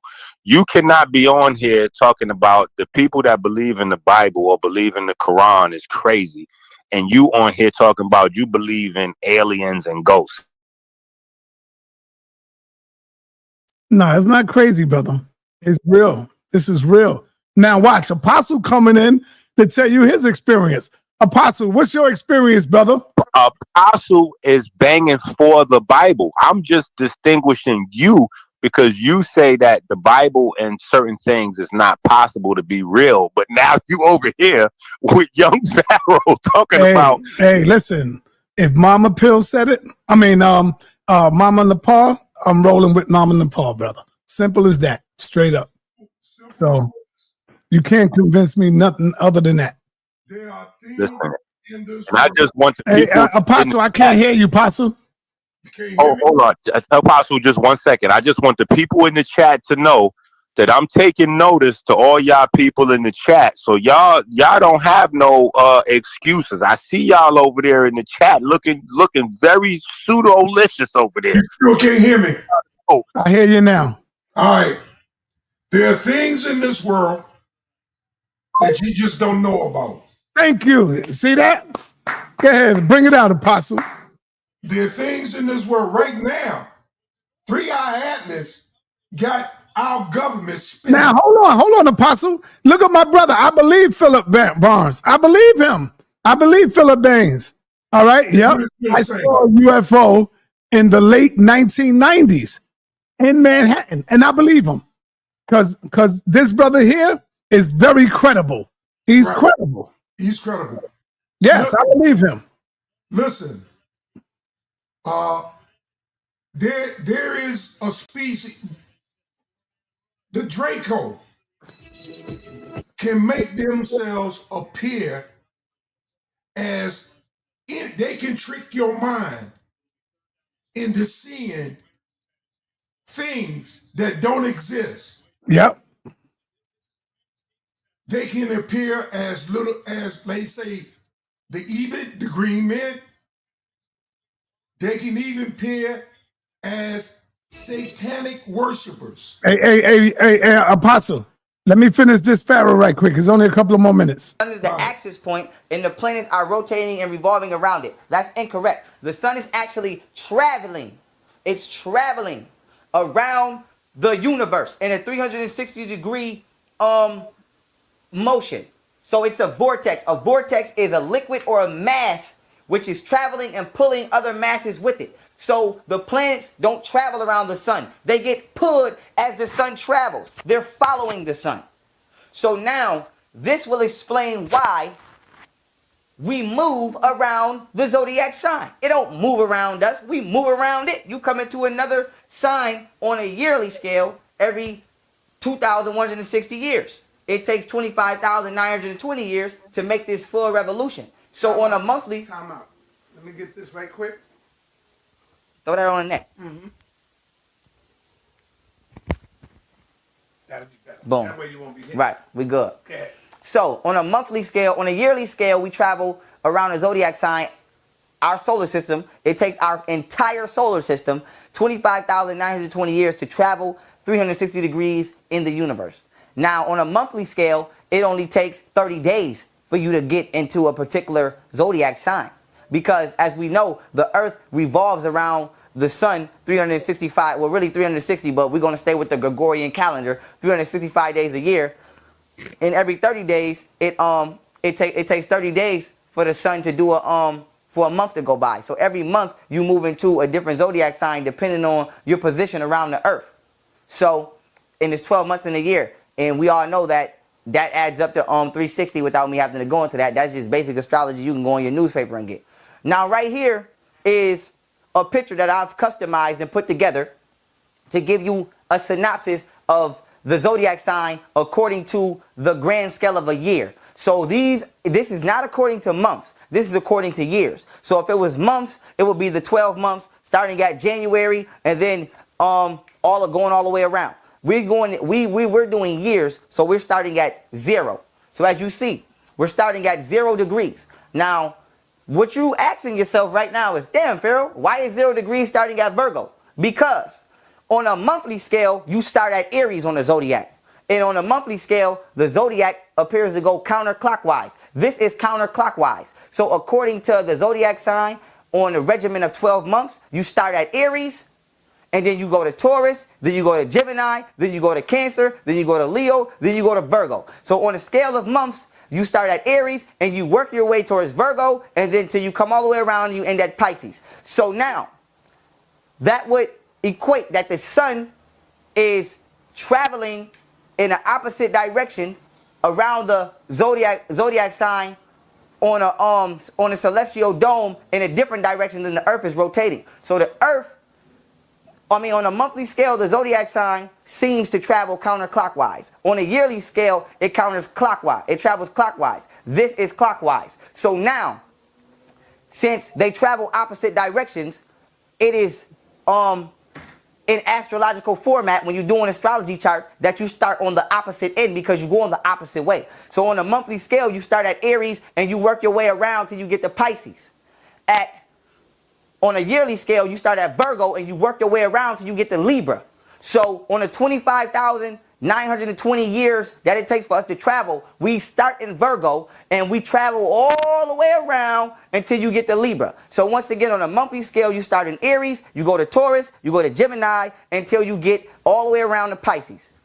On a yearly scale, you start at Virgo, you go to Leo, you go to Cancer, all the way around till you get to Libra. So once again, on a monthly scale, the zodiac sign travels counterclockwise. On a yearly scale, it travels clockwise. Months start at Aries, years start at Virgo. Next slide. Now I'm going to give you the definition of astrology. Astrology, according to Online Dictionary, states the study of how the positions of stars and movements of the planets have a supposed influence on events in the lives on the lives and behavior of people. Now, why does astrology, the difference between astronomy and astrology is astronomy with the N, astronomy is the study of the celestial bodies or heavenly bodies, being stars, planets, comets, meteorites, anything that is outside of our immediate exosphere or atmosphere or planet. That's astronomy. Astrology with the L is the study of these same bodies, but how they influence us on what I would like to call the fourth dimension or frequencies of light that you can't see with the two eyes. You must use the pineal gland to see. Now, with that being said, these influences are called solar prominences. Prominence. Now, a pheromone, to keep it latent terms, is a gas that the body gives off and affects the psychology of another organism. So we know that animals give off pheromones to either tell other animals that it's time to mate. Some of them do it for defense reasons, but we can come to the scientific conclusion that gas is emitted from one organism to another in order to influence that organism's psychology. So what you have to understand is the planets are living organisms. The Earth has a heartbeat, you have a heartbeat. The radio frequency of the mind is 8.7. The Earth's radio frequency on its electromagnetic field of the latitude and longitude lines, which help hold it together, is also 8.7. This is why our ancestors who have been conceptualized as the Indians will tell you, oh, we put our ear to the ground and we speak to the earth. Not literally, it's allegorically. Ear, radio frequency. Just like when it's real quiet in the room and you hear beep, that's your radio frequency. That's your 8.7. Put your ear to the ground and speak to the planet. Thoughts travel on the latitude and longitude lines of the earth. If I think something right now, telepathy is just the latitude and longitude line carrying that information all the way to China. You see trains do it now. They're not physically connected. They're electrical. They're running off the impulse of the wiring which is hooked up above the train. Your thought is the same thing. Your body is the train, and the latitude and longitude lines is the electrical technology which carries you mentally on a thought wave frequency. So now, solar prominence. When the planet, which is a living organism, it has thoughts like you, it has feelings like you, and it is made up of earth, wind, water, and fire, aka carbon, oxygen, hydrogen, and nitrogen. The 4 chemical compounds which comprise DNA, which is the same thing that makes up you, makes up every planet. So now when you give off a fart or a gas, it's called a pheromone. When the planet gives it off, it's called a prominence. Just word semantics, don't get caught up. Now with that being said, a solar prominence, according to the free dictionary online, it's a noun. A solar prominence is large eruptions of luminous hydrogen gas that rise thousands of kilometers above the chromosphere. As you can see in this picture right here, this picture demonstration, these gases are being projected from this planet, or this heavenly body, we can say. So these gases will eventually travel however long distance they have to travel, come into the atmosphere of this planet that we're on, as well as other planets, but we're dealing with Earth, and they will mix in with the oxygen in our atmosphere. Because we know that hydrogen is compatible with oxygen. It will mix in with the oxygen, you will breathe it in, and it will affect the psychology of you. So these zodiac sign characteristics are actually just metaphorical characteristics of what the gases do. Turn that down just a little bit on your knob, the knob right there. I'm going the right way? No, the other way. Right way? Keep talking. Yep. Right there. All right. Yeah. So these gases, or like when they say, for example, I'll be getting into how Taurus, a characteristics of Taurus is materialization. But really, materialization is just a frequency or a gas which was emitted from that zodiac sign, which trickled down into the planet Earth, and it affected the psychology of the people living there at that time to materialize organisms, which I'll break down. Now, definition of allegory, because I'm gonna say allegory until I return to the essence, from 22 years old until whenever I go. Religion is based off allegory, and the Bible is based off astrology.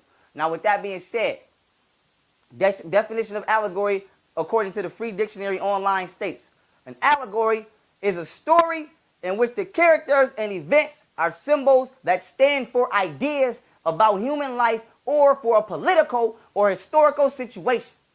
So we know that the Bible is based off astrology because all the characters in there are nothing more than symbols based off politics and historical situation.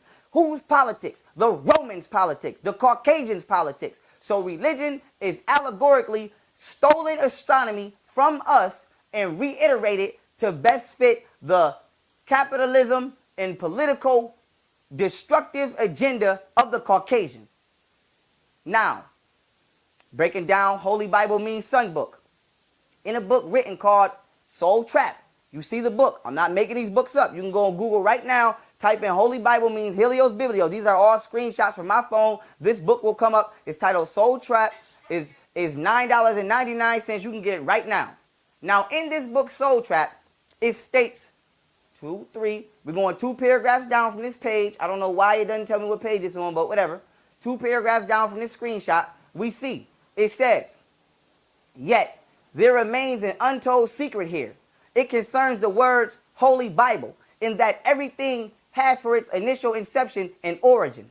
What I reveal to you now, you will want to know. And yes, it has everything to do with where I said Baal, or however you pronunciate it, was also a sun god.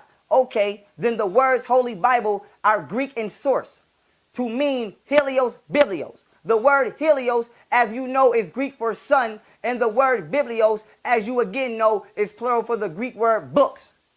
So we know that Helios Biblios means sun book. Why is the Bible called the sun book? Because it's based off astrology. Now, next slide. The first book of the Bible, Genesis. The definition of Genesis is the origin or mode of formation or of the origin or mode of formation of something. Basically, the origin and production of something. Now, in Genesis, it speaks about Jacob separating Laban's flock, which on the next slide, I'll go to the verse and I'll read it. Now, Genesis is allegorically speaking about who we would have placed the name, not me because I didn't do it, but who the name has been given to me is Yaqub. Because we know that, as a lot of people like to argue, okay, Jesus was real, but his name was Yeshua, and blah, blah, blah. J's wasn't created to the 1600s. So out of that, we can get the fact that whether Jesus is real or not doesn't matter. But we know it's a fact that J's weren't created to the 1600s. So now, Jacob, whoever Yaqub is, just like you call Jesus Yeshua, now they call him Jacob, they call Yaqub Jacob. So now we can understand that there has been many discrepancies even before I was born on the origin of the white race. Now, me personally doing my own research, I say and I state and stand firm on my square that the Caucasian is a genetic defect offspring which was created from the black race due to the manipulation of what you call the OCA2 gene, which I will be going into. Now, if you don't believe me, I'm glad you don't, because National Geographic proves the teaching on Yaqub. I have the article right here. So with that being said, let's get into it. National Geographic proves the teaching on Mr. Yaqub. This is an article from the NOI paper, May 23rd, 2013. It states, the prestigious National Geographic Society was reported that scientists studying DNA have now confirmed that Europeans as a people are younger than we thought. Using unbiased measure of genetic science, they point to the same birthday of the European as did the Honorable Elijah Muhammad. Professor Alex. See, let me explain something to y'all real quick. This is what I had young Pharaoh doing. He wasn't doing this before he met me. When he was in the room and he was going in, he wasn't doing this in his room, fam. Understand that. He was just talking, but he wasn't throwing slides and stuff. So I told him, I need you to put together a PowerPoint presentation. And ever since then, he started doing the PowerPoint presentation, or his lectures and stuff. This is where I was bringing him to. I was bringing him up. Yeah. Cooper, director of the Australian Center for Ancient DNA at the University of Adelaide, analyzed DNA from ancient skeletons and found that the genetic makeup of modern Europe was established just 6,500 years ago.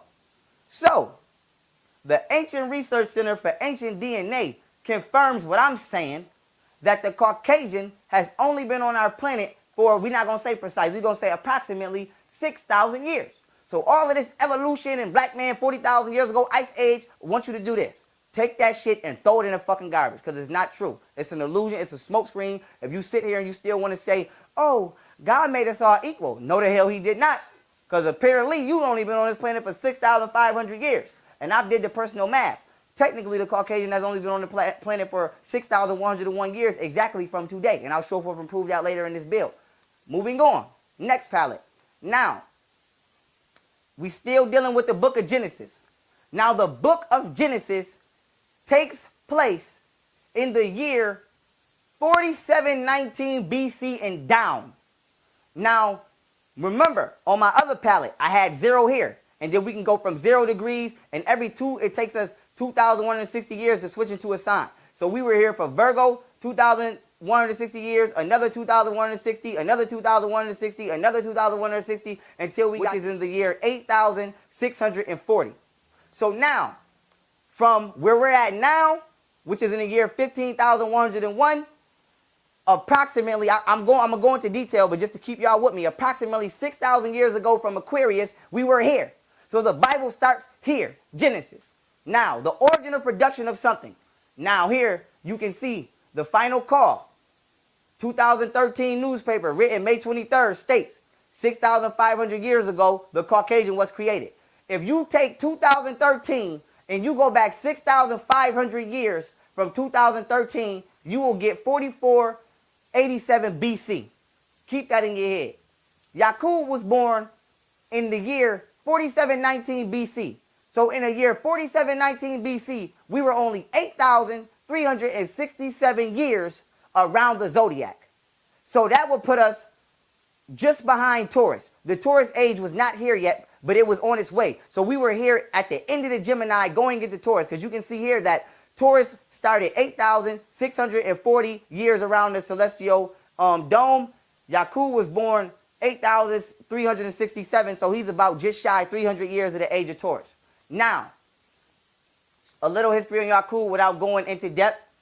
I don't care what you believe. NOI teachings, I don't care what you believe. We know that whoever this person is, however specifically he did it, we don't care about the story. We know that he has something to do with creating a Caucasian race. Now, with that being said, Yaqub, due to my personal research, which I'll explain later, took 12-year-old girls and kept using albinos to sexually, through sexual reproductive selection, only allowed them to keep having babies by mulattoes until by albinos until the gene got so weak it couldn't heal itself. Because if you study pigmentation, we know that an albino has 0 melanin. A Caucasian has little to none, which means a Caucasian is not an albino. So where did the Caucasian come from? The Caucasian came from a pitch black African who kept having babies by an albino. Then when that baby came out lighter, that one had a baby by the albino. Then that one came out lighter, that one had a baby by the albino. Until it became barely pigmented. And this is proven through what you call the Latino community. No disrespect to y'all, but if you look at most Spanish people, or you turn it to the Spanish channel right now, they look borderline white, but they just have a tinge of melanin that keeps them from being white. Or if you look at an Asian looks borderline white, but they have a tinge of pigmentation that keeps them from fully being albino. So this is where this comes from. They kept reproducing and breeding weaker genes until it got to the weakest form of physical manifestation without being a full dead albino. So when it comes to melanin, think of a loading bar. 100% is loaded. So y'all make fun of people who look like this, pitch black. See this black background? You be like, oh, you a black African. Well, guess what? Their gene is at 100 strength, 100%. The white gene is at about 15 to 0%. So if your body was a cell phone, you about to die, champ. So the darker you are, the stronger your gene. The black gene has 48 shades. If you look up you can go on Google right now and type in melanin pigmentations. It's going to start at yellow. It's not going to start at white. It's going to say melanin has three pigmentative shades from black and then going down to yellow. Then after yellow, it doesn't speak anymore, because after you get out of yellow, you lose your power. So now with that being said, 48 shades come from 16 black, 16 brown, 16 yellow. By taking a 12-and-a-half-year-old girl and only allowing her to breed for 200 years, we were able to graph through 48 shades of the pigmentation. Why? Because if you take 12-and-a-half and you multiply it by 16, it borns or equals 200. So we know that we know that it took Yaqub 600 years, as I state here, to create the Caucasian race. So we have to break this down. If it took 600 years for Yaqub to create the Caucasian race, and there's 3 levels of pigmentation he has to break through, then now what we do is we take 600 and we divide it by 3. And that gives you your answer. And you take that answer and you multiply that by 12-and-a-half. On perimeter of Taurus, the Caucasian race was completed. So now, where can you find this hidden in the Caucasian's solar book or sun book that you call the Bible book? Got it for you. So now, in a book, I believe his name is pronunciated Erdmans or Erdmans, but it's Eerdmans. So I'm going to just say it how I want to say it. Erdman's Dictionary of the Bible. I pulled this book up so that you see it's an actual book. First, I'm going to show you where the allegory is hidden in these alleged religious books, because we know that Taurus is what? The bull. And they compare Jacob to what? The bull. So now, let's read, everybody. In this book, this is the Dictionary of the Bible, and this book basically snuffs out all allegorical references of the alleged prophets in the Bible. So now it starts. This chapter is called Mighty One of Jacob. The adjective aber, if I'm saying it right, the adjective aber means strong and mighty, and is used of humans and animals. The strong animal par excellence was the bull. The parallelism in Isaiah chapter 34, verse 7, and Psalms chapter 22, verse 12.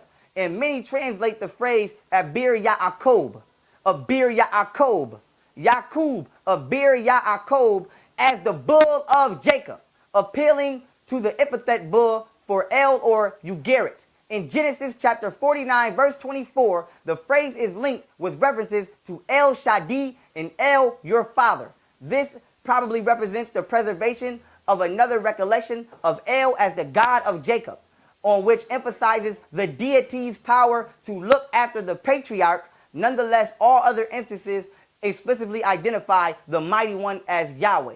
Now, matter of fact, let me keep going. The mesoteric pointing without a dagesh in the middle consonant disassociates the epithet from the bull imagery of the northern Israelite cult and seeks to avoid confusion with Baal. Now, with that being said, Jacob is allegorical to the zodiac age, specifically being Taurus, which is the bull, because saying 2160, we're just going to say 2,000 years.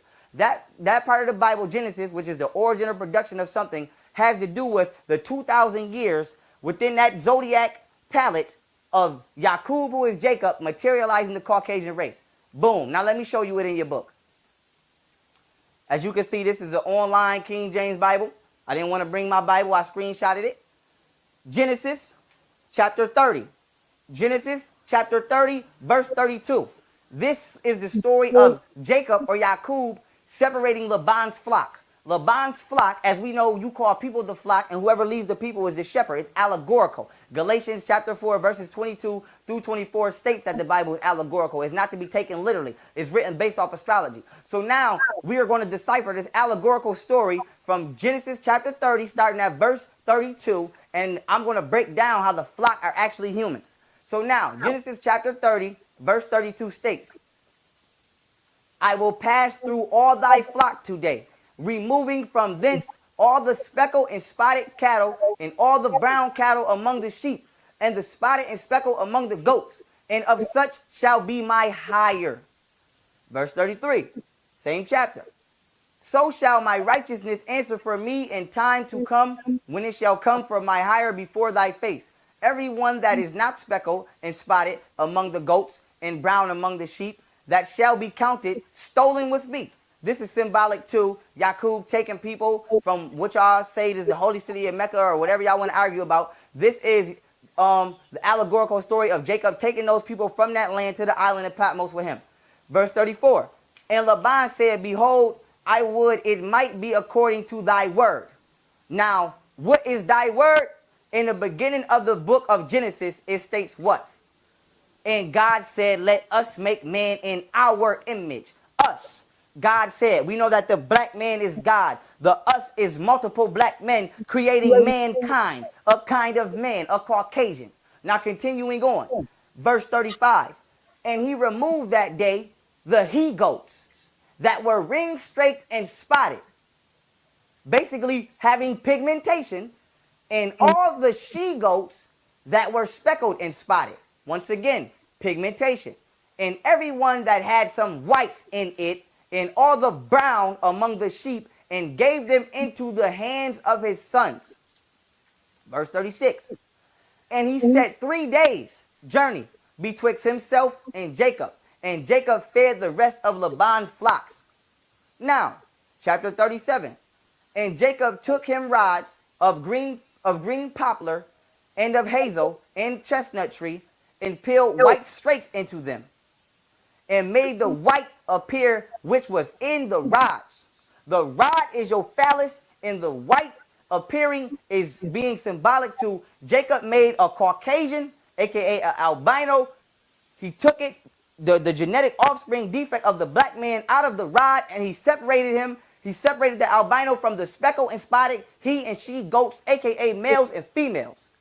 Now, verse 38. And he set the rods which he had piled before the flocks in the gutters, in the watering troughs, when the flocks came to drink, that they should conceive when they came to drink. We know that conceive, when you have a child, you conceive. This is symbolic or allegorical to Jacob or Yaqub controlling sex through the breeding process. Now, verse 39. And the flocks conceived before the rise, and brought forth cattle 360 days a year, and now nowhere near. Look at this map right here. So Mupato Africa on this globular map would be down here. Israel is way the fuck up here. Look how small this piece of land of Israel is. So you telling me that all these damn people from Asia, Africa, China, Russia, Australia, North America, South America, Central America, the Bahamas, Jamaica, all these motherfuckers came from this small ass piece of land. Show them the land again, Si. All these motherfuckers on all 7 continents, all these new islands they finding, the Sentinel Indians who won't let nobody come on their land, motherfucking Hawaii, the Philippines, all these motherfuckers come from Israel. Sit your ass down somewhere. No, they don't. They come from here. This is why Africa is the motherland, and we migrated and branched out here. There was no such Aquarian age. Truth is coming out. Now you're learning the truth. The Bible is based off astrology. Sun book. It tells you about the sun's 6,000-year journey from Taurus to Aquarius age, and how they've been doing fucked up shit to black people, who the Israelites. Yes, you are God's chosen people, but you have to understand you can't separate yourself from your fucking self. So that's where you go wrong at, Israelite. I'm not saying you're not God's chosen people, but how you gonna look at me and say I'm not God's chosen people and we come from the same motherfucker? So stop egotistically personalizing you being chosen and me not, and then learn science. For you to say the Caucasian is your brother, he's not even a human being. So are you a monkey? Are you a primate? Are you 100% human being or 96? Because the Caucasian is 96. You are 100. So how the fuck that's your brother and I'm not? And we both 100% human being and share the same genetic structure. And further research, just to throw this out there, y'all can go on Google right now and type in 145 alien genes in the body. It is a fact that the O negative blood type comes from the Anunnaki. It contains no blood negative antigens. It does not contain an A or B antigen, which will infect the blood and create an antibody.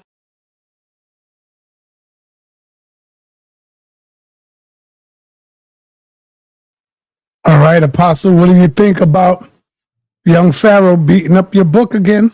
Yeah. Talking about your Bible is this based off of astrology. Do you agree with some of that? Of course you don't, but O positive blood is the only blood that can be used regardless of what blood type you have on the planet. O blood is the only blood can be transferred successfully. O blood to any blood, A, B, AB, it doesn't matter. O can be if you are in the hospital and need a transfusion and you got A blood and they can't find A blood, O blood is the only blood they can give you. What is your blood? I'm O. Positive. That's so I could give you some blood then. Yeah, I mean, if you are listen, if you are O, you can give me some blood. Yeah, I'm O. Yeah. So all right. So what do you think about? If you are A, if you can't find A, get hold of some O, because that's the only blood going to help you. So as it being the Anunnaki blood, I think the RH blood is the Anunnaki blood. I believe that blood, the RH negative, is the only blood that's contracted to. So, Apostle, let me see. Are you really 60% European? Me? Yeah. That's what the what you call them said? DNA, right? Yeah. That's what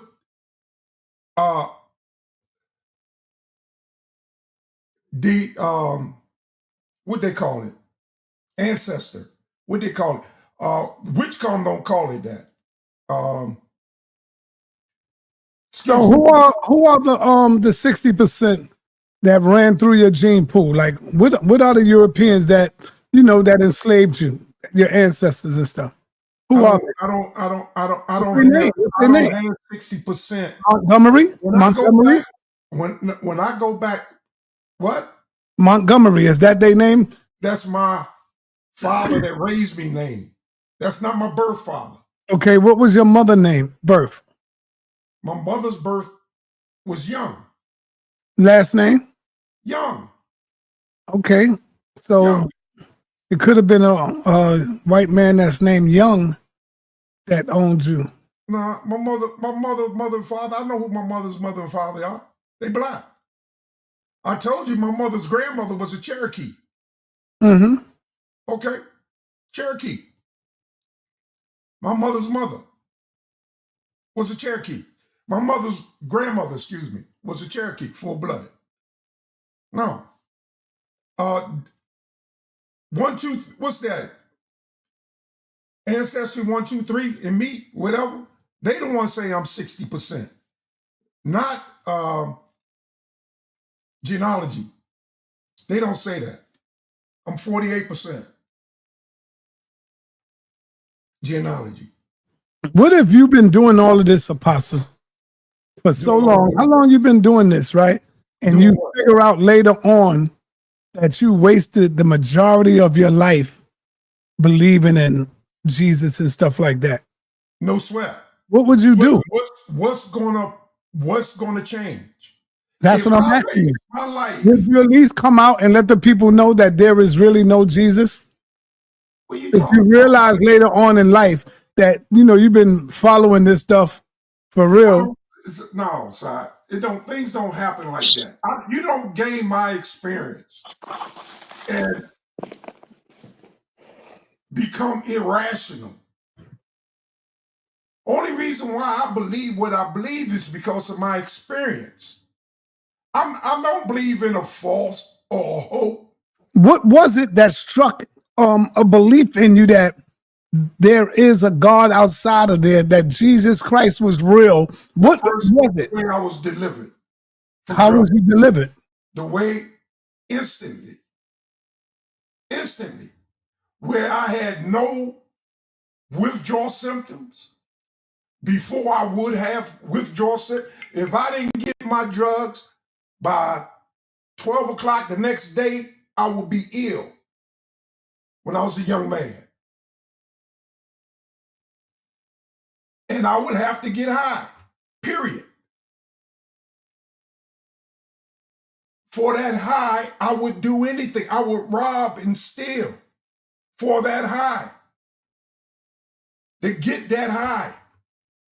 And so you will listen. And so you wanted to stop doing this. You took it upon yourself to say, no, I want to stop this. And you did it with your willpower. That had nothing to do with withdrawals. That is real. So you think God took away the withdrawals? Yeah. I didn't have any withdrawals. I was delivered. So why would God favor you over the little children that's being molested and raped and stuff like that? Why would God? Hold on, listen to me.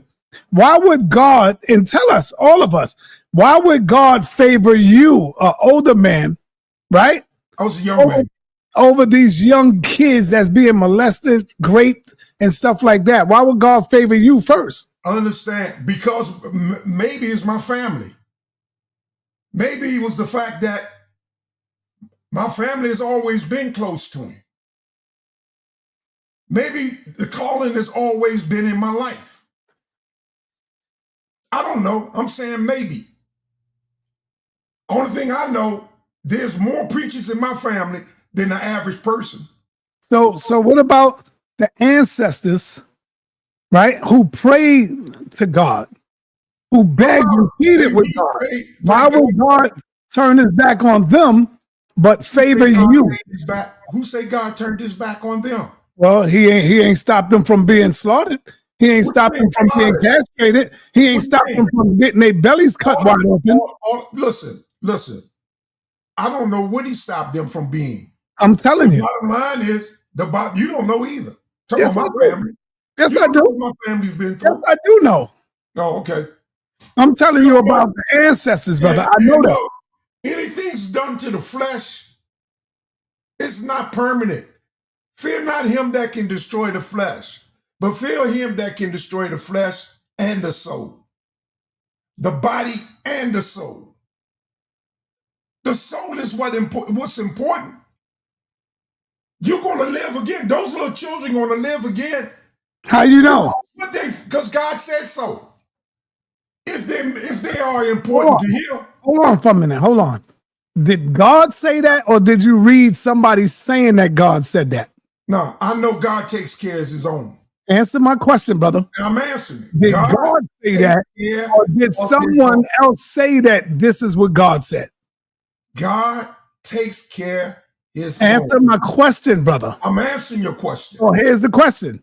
Did God say that, or did someone said that God said that? God says He take care of His own. And you heard God say that? Minute the book says it. Right. That's what I'm trying to tell you. God didn't say it. God takes care of His own. Apostle, you're not a dumb man. You're smart. Yeah, I'm very smart. And you hold on, man. Listen. You gotta stop talking so much and listen to what I'm saying. So I'm saying, did you hear? Did you see God say these things, or was you just reading in the book and they said God said this, God said that? Which one was it, brother? God takes care of His own. I believe that. Still ain't answering me. I got you. Hey, let me get on over to D's. What's up, D's? What's up, big brother Saw? What's up, Apostle Zaquan? What's up, yo? Yeah. Abaya. Okay, then. Abaya. Tamaya means pupil. Zaquan means elder. So I'm an elder pupil. Elder pupil. Okay, bet that up. Always room to learn, you know what I'm saying? That's it. So, I was looking at I was looking at this throwback you had put on for us today, and it took me back, you know what I'm saying? It took me back to, I think I was still pseudo-licious then. I think I was pseudo-licious when young Pharaoh and Nature Boy sat there. You know what I'm saying? I was probably sitting there eating it up. So, oh man, this young boy deep. This young boy speaking the damn gospel. He got next. Like I saw some of our people in the chat saying. I even saw one dude say that young Pharaoh was basically his damn master teacher. Wow. He said that with his whole chest out too. I would have never admitted something like that. And we can see how the technique that you use to be pseudo-licious. You have to use certain words. When you use words like, your spirituality elevated and mother goddess, natural, when you get the inner overstanding up, boy, some of our black people just eat it up, boy. Ooh, I want to hear some more of that. Oh man, he just talking that good stuff. Oh man, he's on fire. Drop a bomb, Saul. Drop a bomb. And he ain't saying nothing. Him and Nature Boy said a bunch of nothing. Now, they mix in a little bit of science. But since they aren't properly schooled and educated on it, they mix it up. Like when he was talking about roaches. Are insects are nature's cleanup crew. That's not the only job insects have, brother. But I bet there was someone in the chat thinking that he was dropping science. Yes, sir. For all of you people in the chat, shame on you. You are detrimental to the black community because y'all are propagating this foolishness. And as I said, I was once pseudo-licious. And what it is that makes us want to be pseudo-licious is, I call it us being haters. The white man, he's conquered all this land and he's in control of all these things around here. And he has academia and education, and we were locked out of education for a long time, So black people have this natural tendency to, if you don't let us participate in it, we're going to start hating it. We're going to say, you know what? I'm going to go ahead and make my own thing. I don't need yours. I'm going to make my own thing. And my thing going to be better than yours. We call that jacklegging, nigger rigging. We are known for that. So we have this hateration that we have towards academia and education now. And if you accept academia and education, you are a coon. You love the white man. But I like to tell people, if he's right, he's just right about certain things, If he can show what he's saying as being correct, you look stupid trying to if the white man say water wet, you look stupid trying to say water not wet. You don't have to be contrarian to everything just to be contrarian. Or we have to be contrarian to everything that the white man say so that we could be black power. Nah, bruh. You know what I'm saying? But yeah, that throwback clip took me way back. I'm gonna drop something in your bucket, Sa, because I want to do a presentation. It's gonna be a presentation that's gonna make a lot of people mad, because a lot of black people, yes, sir. A lot of black people don't like truth. We like stuff that's gonna make us feel good. You know, it makes us feel good that we're Indian and we were always here. We were always here. Because then we don't have to think about us being slaves ever. We want stuff that's going to make us feel good. But a real man, a real mature man or woman can accept things that may not make you feel good, but you deal with it. I don't want to be African. I don't want to be Indian. I don't care which one I am. Which one does the evidence show me? I don't want to to accept evolution. I don't want to accept creation. I don't care which one it is, because neither one of them gonna put money in my pocket. Which one does the evidence show? So we have too many biased people, most of them trying to create a cult, trying to create a cult that's going to take care of them. But me, I am not biased. I don't care which one it is. Show me the one with the most evidence. And that's what I am riding with. That's what a mature man or woman do. If we want to truly one day be a nation to be contended with in this world, we have to accept truth, whether it makes us feel good or not. Right. Apostle, the true religion is Islam. The true word of God is the Holy Quran, and Allah is God. So that's Mike Taylor speaking like a true slave. Yeah. Speaking like a true slave, man. Why, Right there. why does the Quran acknowledge the Bible, but the Bible does not acknowledge the Quran? That's cool. That's cool. Because the Bible copied a lot of stuff out of the Bible. That's why. The Bible copied a lot of stuff out of the Bible. The Quran. The Quran copied a lot from the Bible. When they copied Jesus, Moses, they copied all those characters. So seemed like to me he got stuff twisted. Well, both of y'all got it twisted. So I ain't got it twisted. Yeah, you both do. I ain't got it. Well, if it's twisted, I'm gonna keep twisting it. What you need to do, Apostle, is study more and cling towards more of the Kemetic point of view. Nah.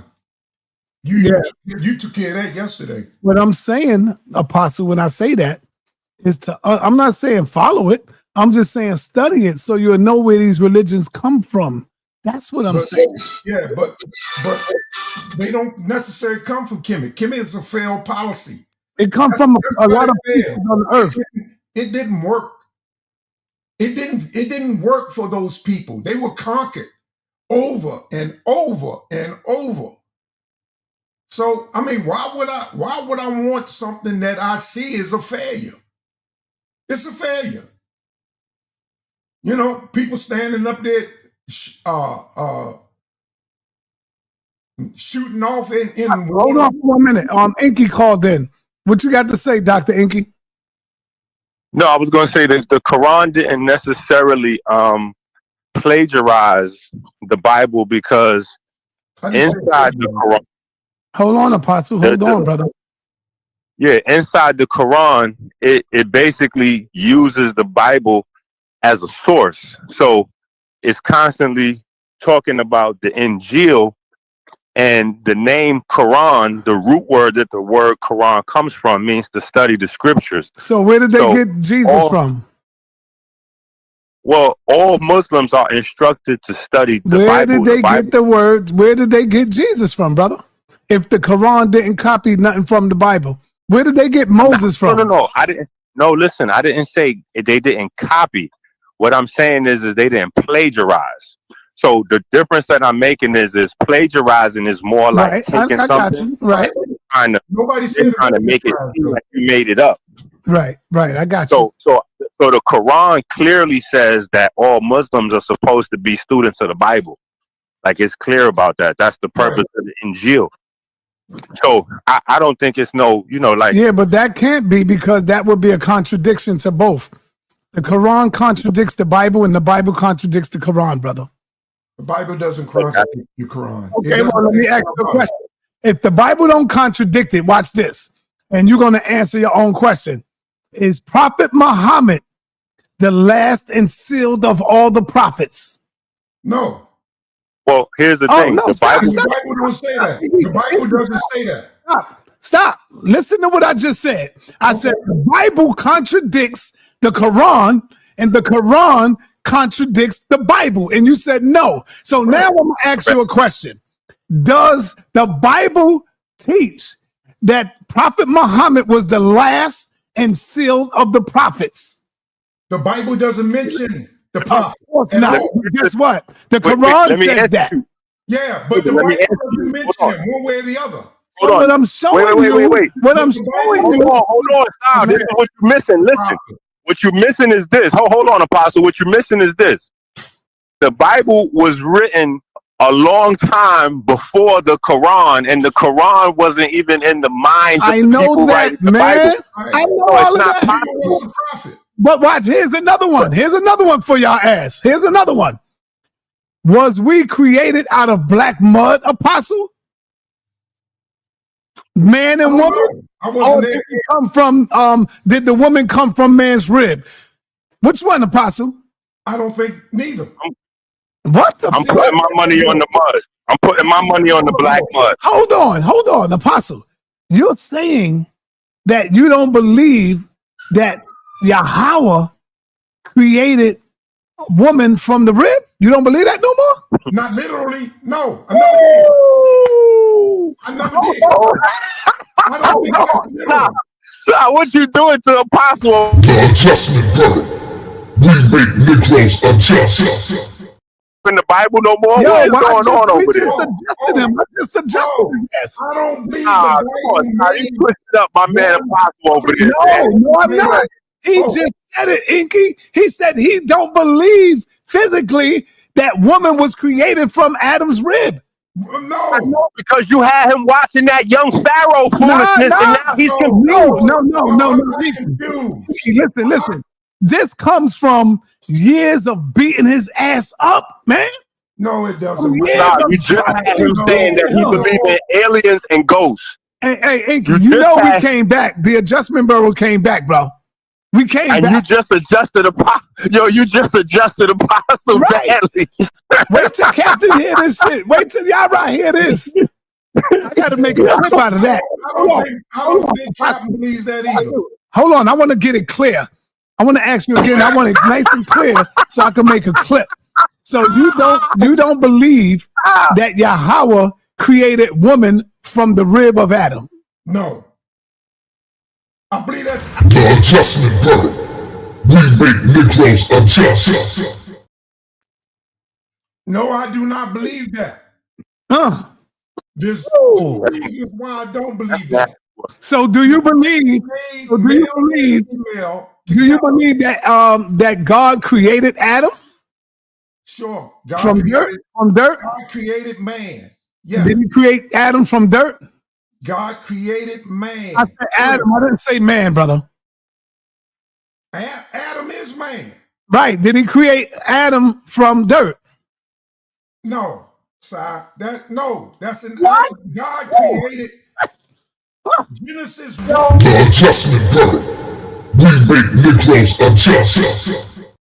What does Genesis 1? This is wrong. This is wrong, Sal. This does Genesis 1? Cool, this is not right what you're doing.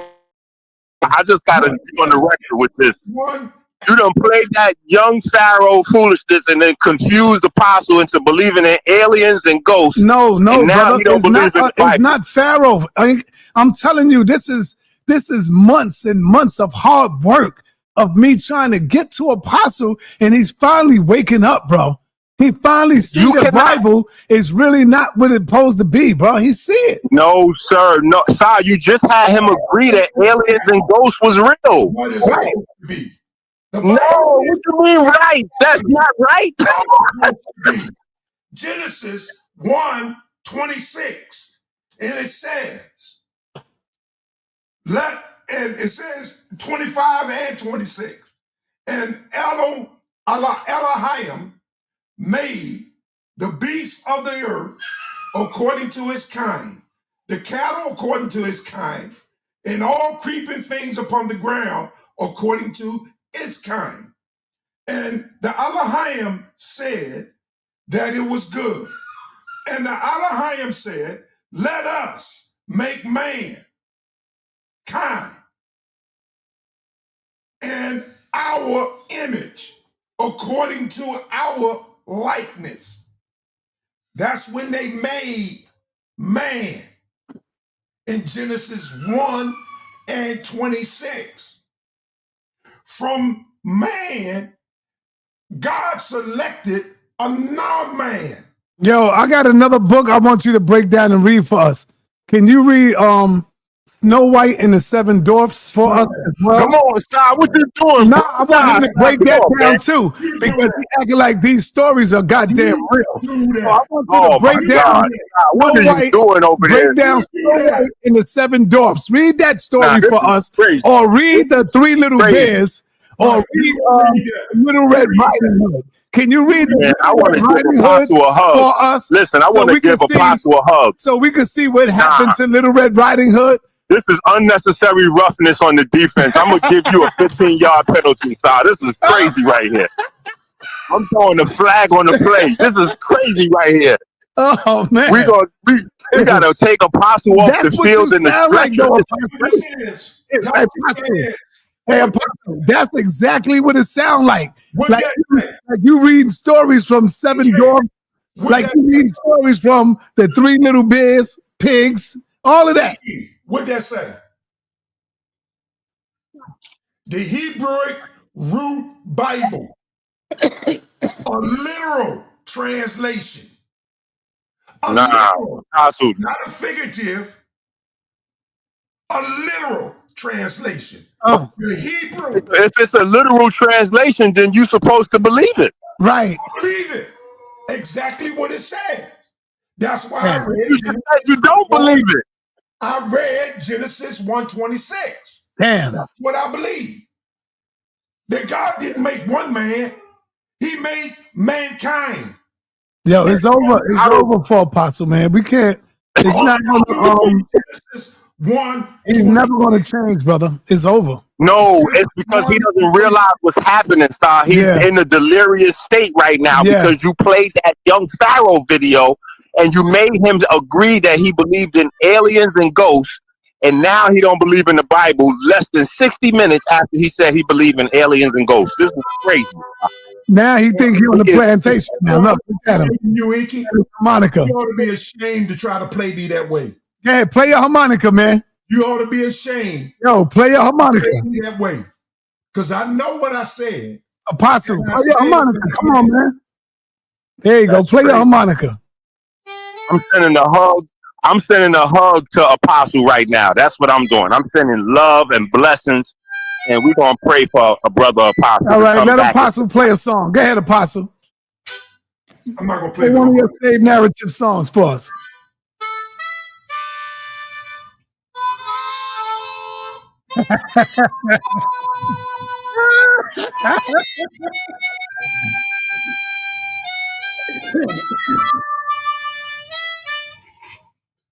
This is crazy. We suck the spit out of it. I see you, brother. Peace. Listen, Genesis 1:26. Read it. It'll make a difference. Genesis 2, God rested. This is 1:26. So if he's rested, Why is he doing work after he rested? He did not do any work You read on Genesis the Sabbath 1:26. day. It's allegory. What he did with Adam, he All right, Inky. selected Adam from among men and gave him a conscience and gave him the law. That's what he did. And God said, "Let us make mankind in our image, in our likeness, so that they may rule over the fish in the sea and the birds in the sky, over the livestock and all the wild animals, and over all the creatures that move along the ground." NIV. Okay. Go ahead.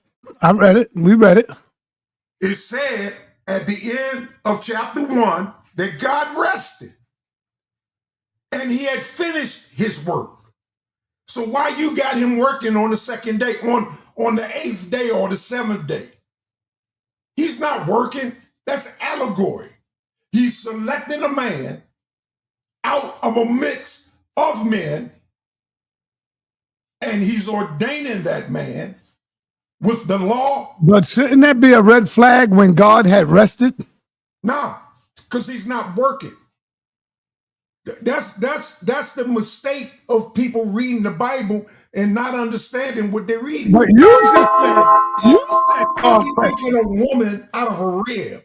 You just said God rested on the 7th day. You said that.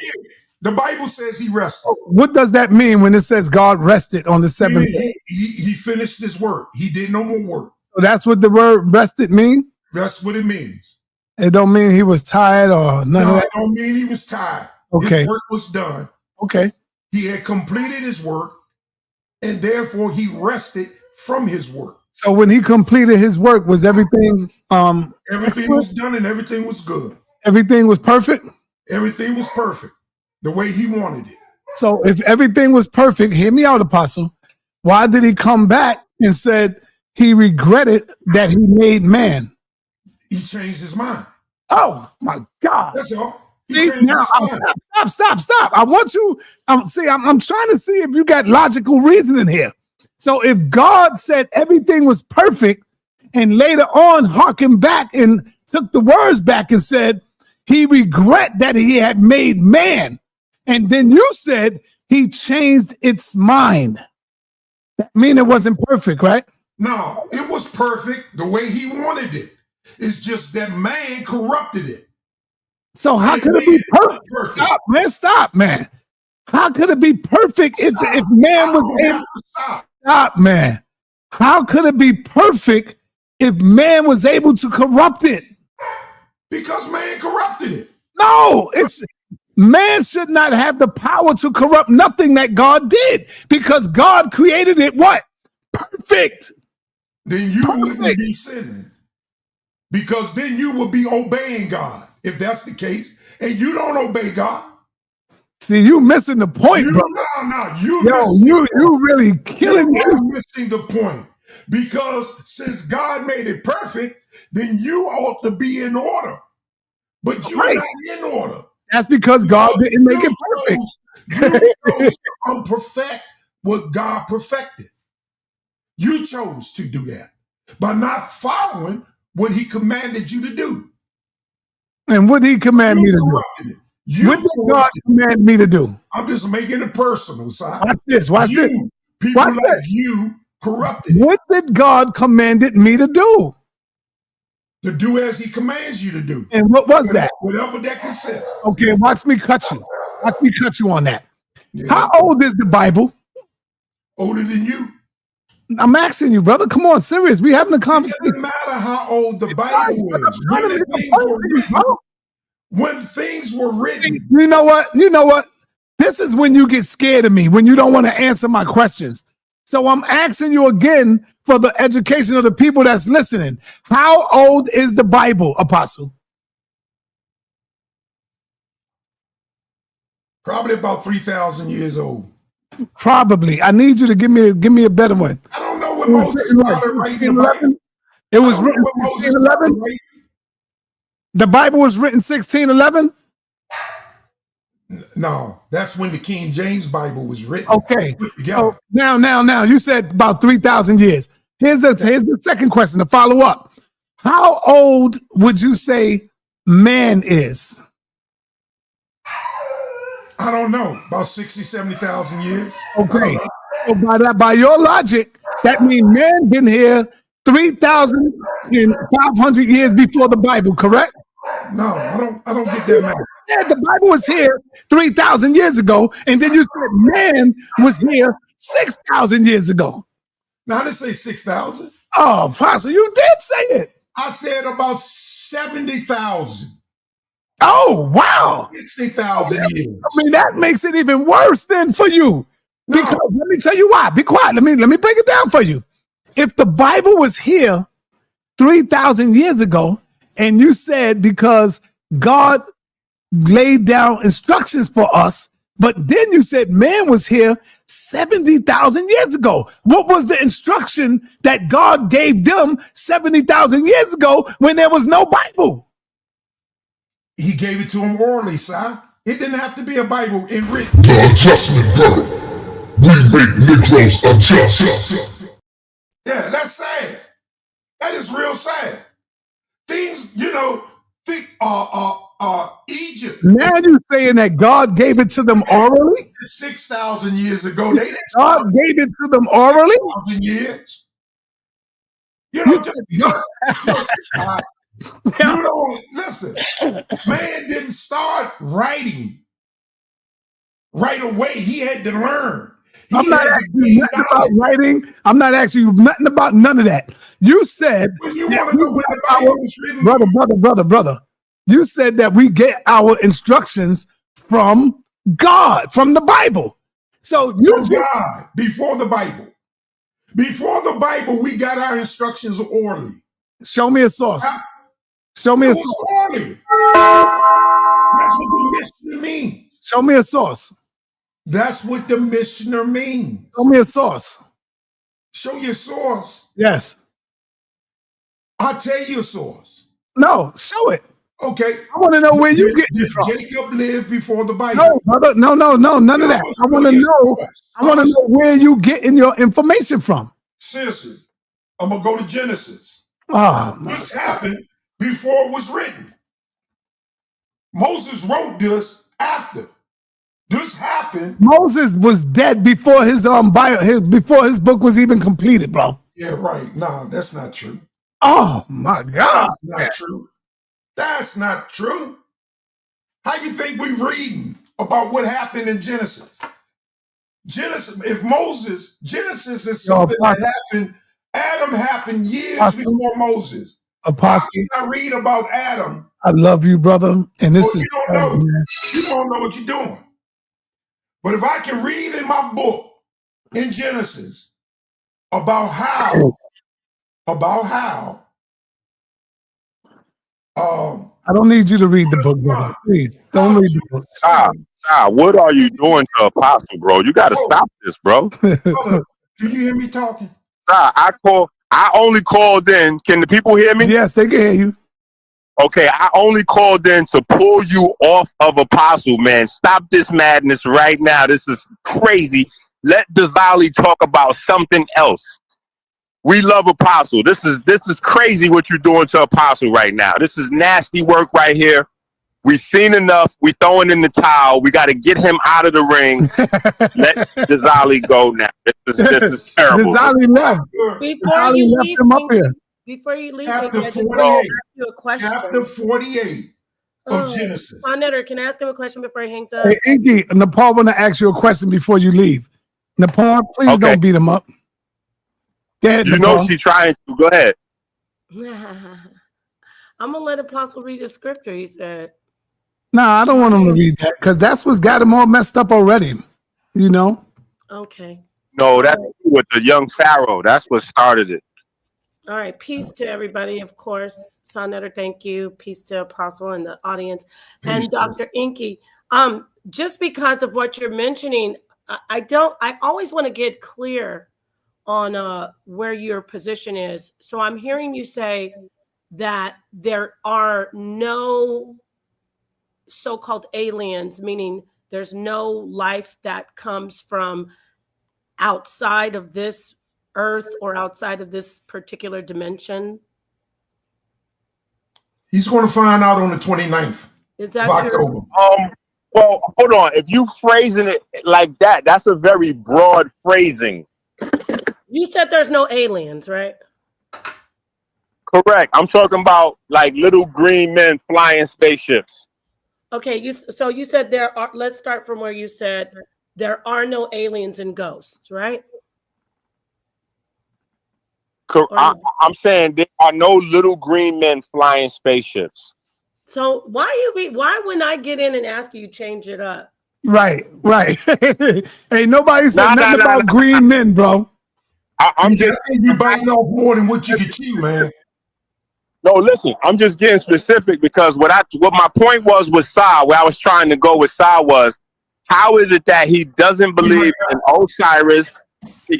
How is he that he doesn't believe in Osiris, Buddha, Allah, Jesus, or any of that, but he believes in aliens and ghosts? Let me tell you how. Because when you call it ghosts, but it's really spirits, brother. Spirits are real, bro. You never heard somebody say, damn, my mother came to me last night. My mother put something to me. I felt something last night. This is real testimonies, bro. No. Hold on. I'm Haitian. So I'm as a Haitian, listen, as a Haitian, I'm very much into the spirit. What I'm saying is you be over there combating the spirit, and then you say aliens is real. I don't combat no spirits. I never combat the spirits. Inky, I'm going to ask you this because you've been around me for I don't know how long on the 125th. What was the first thing that I do before I open up? When I come out and put up my pictures and stuff? You do your little ritual. Thank you. I pour out libation, right? That's a fact. So why are you saying that I don't believe in the spirits or the because look what you just did to apostles. Look what you just had apostles saying he don't even believe in the Bible no more. This is crazy. Right. Okay, so I want to get back to the alien thing. So you do not believe that there are unidentified aerial phenomena or UFOs? Because there's facts on that. Well, unidentified aerial phenomena, I would believe, is much different than necessarily like little green men that's flying ships. Okay. So unidentified, this means that our government doesn't know what exactly what they're looking at or what it is right there, or the people that seeing it don't know what it is. Right. So they don't understand who's actually operating those particular crafts, correct? Well, that doesn't mean it's a little green man from outer space. Nobody said anything about little green man. There is no, but that's the context. So hold on. No, that's not the context. I'm saying little green men. No, I'm telling you that's the context because young Pharaoh said he was kidnapped by little green men in the air in the ship, and that's where I came in to the video. So no, but forget about what young Pharaoh said. Your position is that there is no alien life outside of the earth. No, my position is that there are no little green men flying ships. So you agree that there is life that is outside of the earth? I'm just gonna state my case. She just adjusted you, bro. No, she didn't, because I'm not committing. She adjusted you, bro. I'm not committing. She got you changing up your whole shit. Nah. I'm not committing. I'm standing firm. There are no little green men. But nobody never said no green men, Inky. That's what you adding to it. No, you must have not saw young Pharaoh's interview. You getting into cartoons, brother. We dealing with real stuff, man. You playing that video and you're not listening to it. Listen, Pharaoh said that he was kidnapped by aliens. We're not talking about Pharaoh. You came in and said there are no aliens and there are no ghosts. You said that. I'm not worried about what Pharaoh said. No, I said, do you see how quickly we went from aliens to ghosts? Okay, well, let me ask you this. Have you done the research on different type of scientists, especially obviously NASA, and different types of independent groups, not just government, that have done research, astrobiologists who have done research, and they're finding out more and more that there is evidence of life outside of planet Earth? Have you noted? Huh? You mean like the pyramids on Mars? No, I can read this article for you. Not the pyramid on Mars. Just The NASA. I don't even know on the if moon? Huh? The structures that are on the moon? No, there's actual astrobiology. Are you familiar with the field of astrobiology? And it's okay if you're not. Absolutely. But what I mean is, what type of evidence are you talking about? Like bacterial, cellular evidence, proteins, water, or you mean like man-made structures? No, I'm not talking about structures. I'm talking about the studies that astrobiologists, you said you're familiar with it. They don't study pyramid Correct. structures and architecture. The person said was other sciences. So I'm just trying to like get the astrobiology is basically about biology originating outside of the planet. So but that's Kemetic philosophy. That doesn't originate with astrobiology. I'm not talking about. And we know that I like didn't say anything originates about outside. pyramids. I didn't say pyramids. Let me read this about the MIT professor. This is just a snippet. It says Sarah Seeger, MIT physics professor, looks for possible chemical combinations that could signal the presence of alien life. She and her biochemistry colleagues first focused on the 6 main elements associated with life on Earth, which is carbon, nitrogen. Everybody knows that, right? Nitrogen, oxygen, phosphorus, sulfur, and hydrogen. So an astrobiologist, it follows the clues of things that on Earth, make life, and they go out and they seek clues of that on other planets. That's an actual field of study. So the field of study was created. It's confirmed that there are unidentified aerial phenomenon and unidentified flying objects. There are tons of people with anecdotal accounts about encountering these different beings. So with all that, I would. That's what I'm trying to see. Where you are, do you say? I don't agree. Here's my response. Sure. So here's my response. My response is that astrobiologists deals with chemistry, so they can't deny or confirm aerial phenomena. That's not their area of expertise. You just conflated 2 things that I didn't even say. I didn't even say that.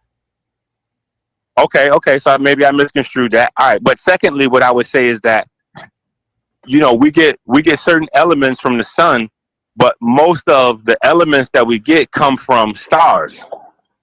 All of our mineral elements primarily come from, older stars that have either, close to death or already exploded.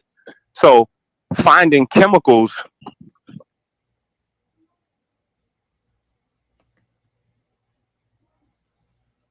Hello?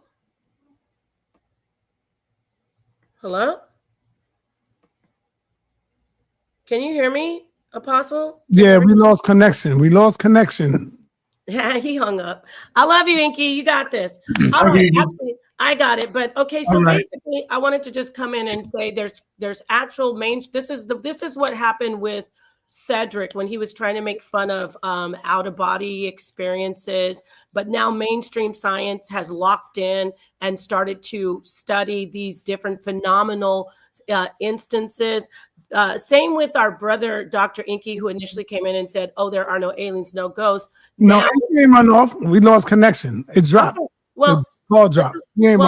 I know, but I just want to say, he said there's no alien, no ghost. Hung up on me. Okay, there's mainstream science. There's conventional mainstream science that proves that there is, in fact, we call it phenomenon right now because I should be careful. The proof is the phenomenon, and the trail is being followed, so we can confirm through science that there is actually life there. Okay. That there is actually microbiology on other planets. All right. I want to say this though. Nepal, I think you strategically, and you ain't mean to do it, but you saved Apostle from really getting damaged. And I had him right in the palm of my hands. And you came in and you saved him. He was contradicting everything that he used to believe in the Bible. And That's you not true, sir. Yeah, And but I'm gonna leave. I'm gonna let you get back with him and do that thing that you're doing. But I do want to say this about science, and Inky knows this. Science is doing what science does is observe and discover. And we are as in a technological age, we are broadening our natural world. Science, it observes the natural world. We're broadening our natural world because we have access, we have ways to go beyond what we were limited to. And that has always happened with science. So one thing you don't do is make fun of something that you don't understand. And this isn't just about Inky, it's about just broad swipe. If you see so many people, anecdote doesn't just get dismissed. Yes, it's not facts. It may not even be objective, of course, but it's still, there's overwhelming proof that people are coming forward. Get what I'm saying? The proof is the people coming forward, not proving that the life exactly is there, but there's proof that people are coming forward. And these people are saying and showing with picture and video things that cannot be explained, things that are inexplicable. So we know that science, mainstream science is taking a hold of it, and I'm happy that they do. They look at it. We have the field of astrobiology. We have NASA investigating like the different accounts from the airmen who see these things all the time. And one day we will be able to say, you know what? Of course they exist, and of course we know who they are and what these species are. So October 29th. what? Okay, I'm going to let you have that, and you can explain what October 29th is. But you can't make fun of something that you don't understand when science is advancing and taking it seriously. So who's the real intelligent scientist? The one who takes it seriously, like Michio Kaku, the theoretical physicist. I'll leave you with that. Michio Kaku, one of the most brilliant minds physicist to exist. Yes. He says, of course there is life outside of the planet. Of course there are so-called aliens. They may be little green men. Inky, and some of it is malevolent, and some of it is benevolent. And that is what Michio Kaku says. He says we have to be careful. He compares it to when the conquistadors came to the shores with the Aztec people, and we may not be ready because obviously with the way we've seen, the way their ships are moving and the way their technology works, they're light years advanced ahead of us. And that is actually not figurative. They are literally light years ahead of us. So thank you so much for letting me say that, sa.neter. I'll let you get back to what you were doing. Peace to everybody. Fortunately, there's some that support us and feel that the forces that are out that are against us,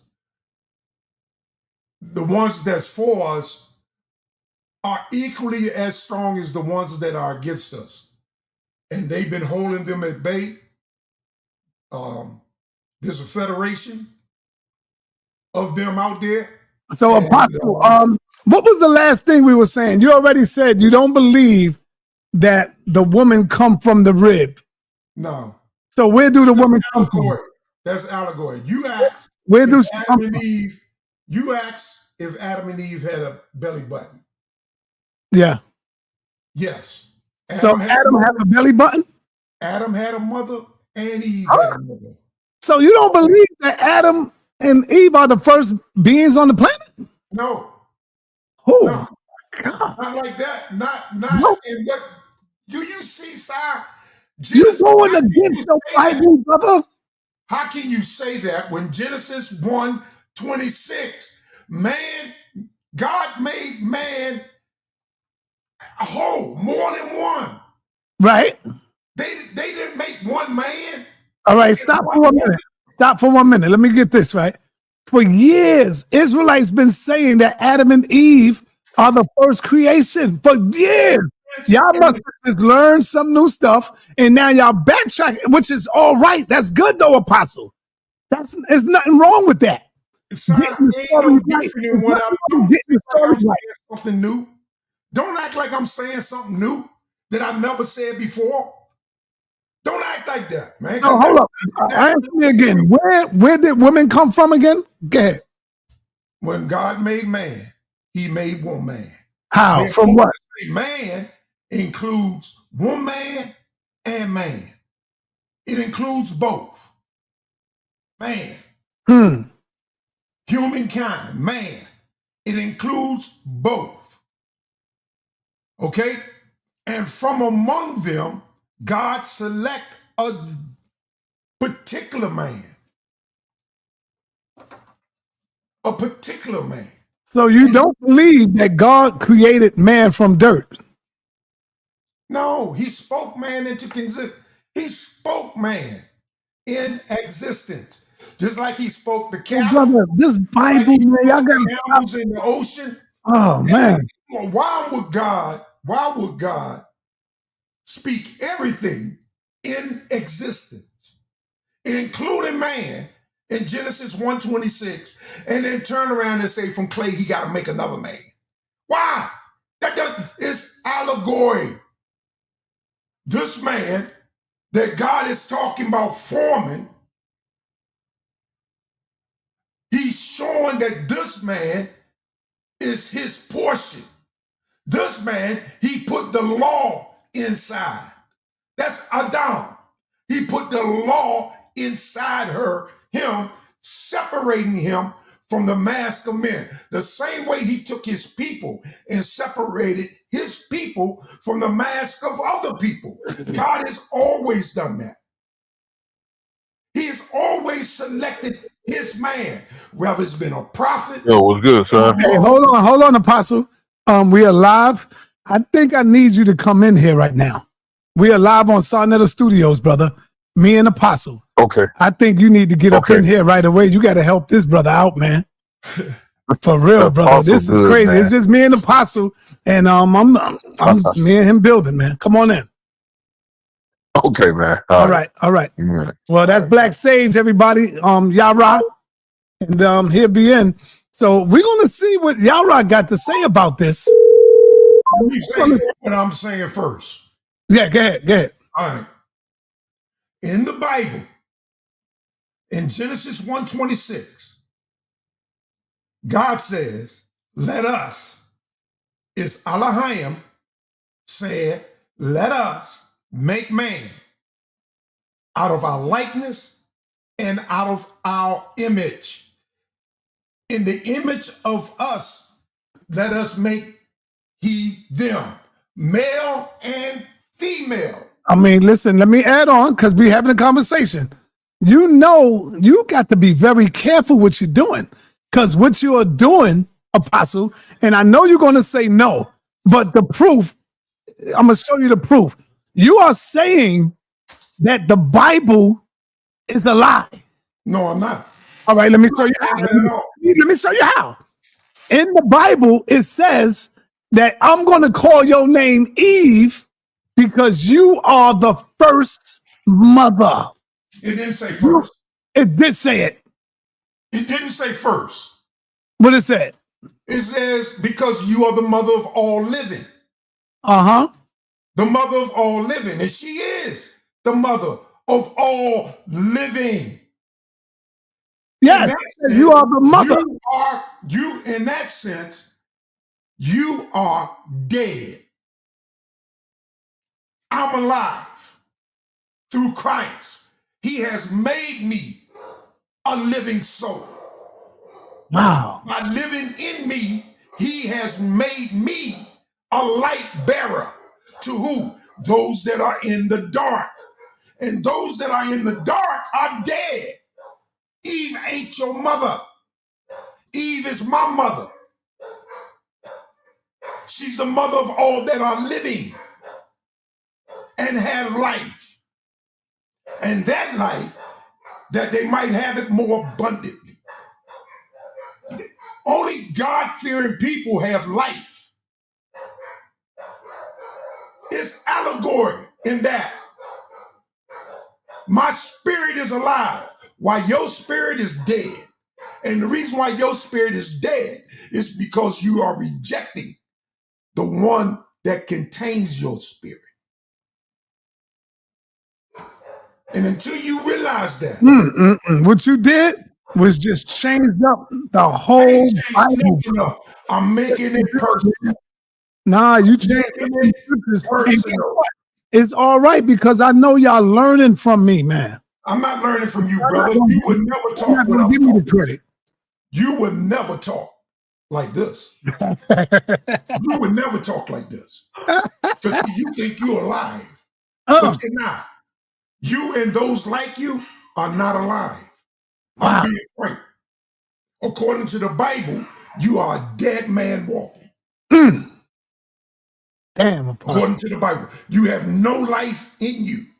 Can you show me something else in the Bible that's allegory? A lot of it is allegory. Give me something.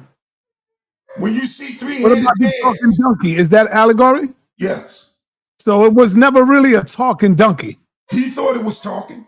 So what did it mean by that when the Most High said that the talking donkey? He thought it was talking. It was What talking does it to mean? him. What does it mean? I'm asking you. It was talking. It was letting him know that he was in error. That don't make sense, man. I know it don't make So sense. to let him know that he's in error, I'm gonna use a talking donkey, bro. It was checking Balaam. The donkey told him, he saw the angel. And he commanded the donkey to go, and the donkey refused to go forward. Because the donkey could see what he could not see. That there was an angel there waiting to cut his head off. So you, like I said, you want to play games. No, I'm serious. So what about the snake? What about the snake? You want to play games with the book? What about the snake, brother? Let's stay on point. What about It wasn't a snake. what was it? It was a Draco. It was a dragon? It was a dragon? Yeah, like a dragon. A Draco. Yeah. Yeah. It was a Draco. They live. Satan took possession of it. So what tell me about the story of when God came back and after leaving Adam and Eve in the garden, right? Leaving Adam and Eve in the garden. What are you talking about? He left and said, "Yo, do not touch this fruit here. Don't eat of this tree. He said, don't touch it. He said, don't eat it. Don't eat of this tree of good and evil." Right. But any other tree you can eat of. Right. But then when God came back, because they ate the fruit and they became what? Knowledgeable. Right? So all of this is allegory, you saying? No, I'm not saying that they didn't eat of a tree, but in necessary, that's allegory, yeah. It could be allegory because the trees are definitely in the garden are men. They're not, they are men. So you saying the trees that was in the garden, those are really not trees, they are men? They're men, yeah. What the hell is going on here? What are you doing, Apostle? Call Tazari, I can ask you. Call Tazari, I can ask him. He'll tell you. Tazari, you trust him more than you trust me. Oh boy, this is getting crazier and crazier now. So now God is calling men trees? Yeah, let me get the scripture. Get the scripture for me. Yeah, this is getting just sick, man. This is sick here.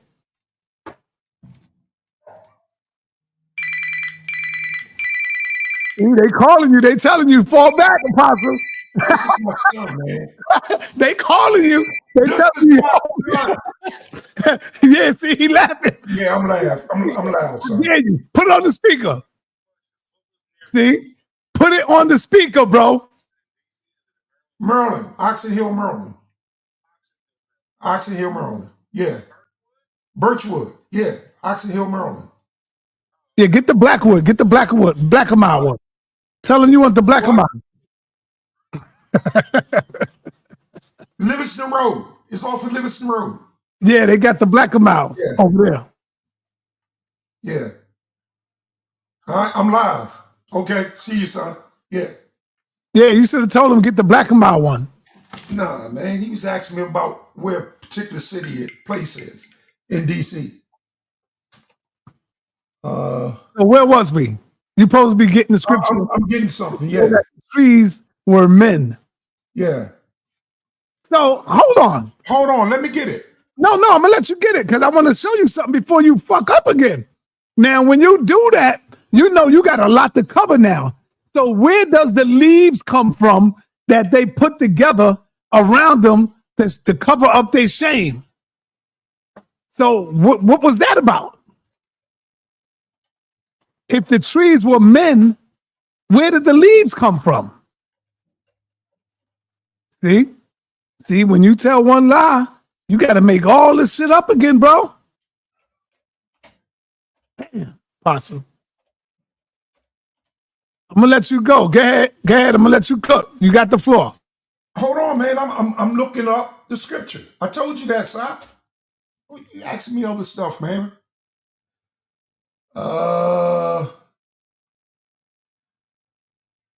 Psalms 1 and 3. Is that it? Let me see here. Like a tree planted by the stream of water. He is like a tree planted by the streams of yielding fruit.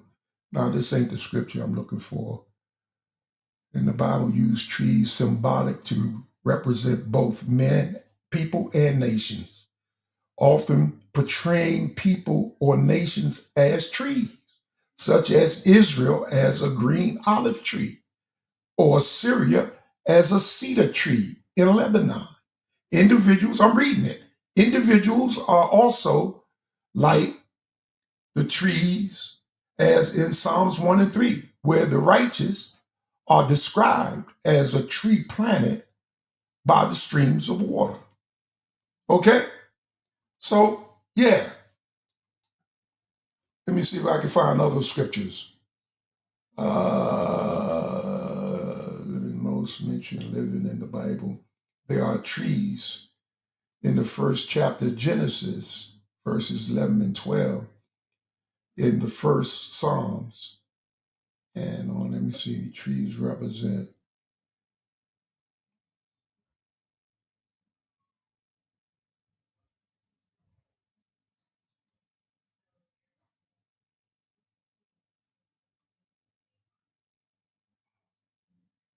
Genesis to Revelation. From Genesis to Revelation, the Bible mentions interest in trees being representative of various peoples, nations, and things.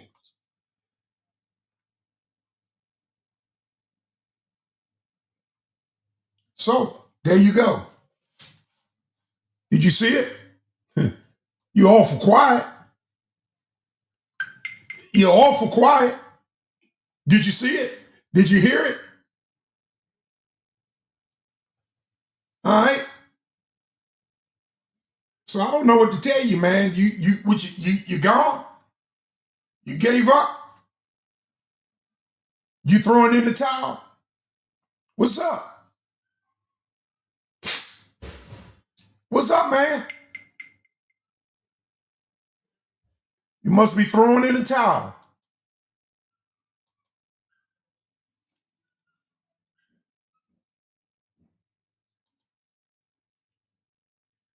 sa.neter, you throwing in the towel?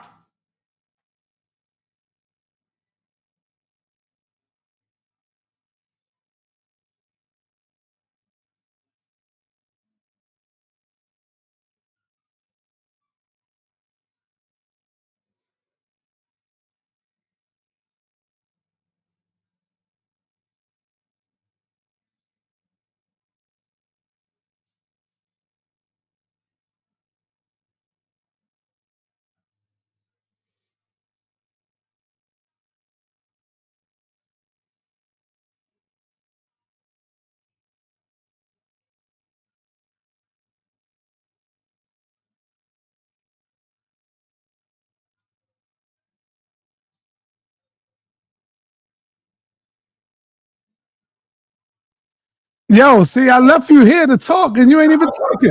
Man, I read the scripture. Read it again, because I wasn't here. Symbolic meanings of 7 trees in the Bible. Step of faith. In Jeremiah 11, 16 and 17, God reminds his people of his covenant with them, where the olive tree is Israel. I need you to show me where the men in the garden were the trees. I'm only showing you people, Psalms 1 and 3, and I read it up here. Yes. Listen to me again. I asked. Here, search. Matter of fact, I'm sharing it. So I'm showing it. I'm showing what you're sharing. Okay, so it is saying, does God refers to trees as people or nations? Yes. The Bible used trees symbolic to represent both people and nations, often portraying people and nations as trees. All right, stop with the Hebrew shuffle right now. Show me in the garden that these trees that they refer to are men, brother. That's what I'm asking you. Are really men? Because if you can't show me that in the Bible, which is the authority according to you, then it's not real. Show me in the Bible where the trees are men. Can you do that? The Bible mentions trees to right. symbolic God creation, right? Progress, life. Okay, this is what I'm doing, 'cause I see you playing games. I'm reading it. We're gonna go to the blue letter. I'm reading it. Hold on, brother. Hold on.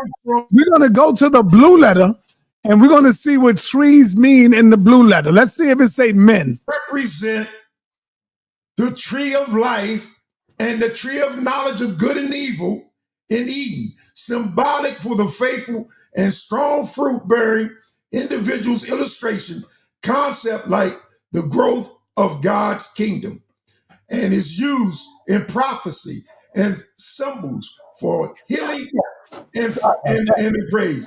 Creation of God trees pleases to the eye and good for food and showcases. It's all showing are human trees in the Bible. Are humans trees in the Bible? In the biblical story, humans can act as trees and life trees as testing. That's why I'm saying it, man. In the Bible, it's saying it from Genesis to Revelation. You should not do this, Apostle. The book of Proverbs calls Lady Wisdom. Apostle, you shouldn't do this, brother. You should have stayed away from this, man, because it's really making you look real bad, bro.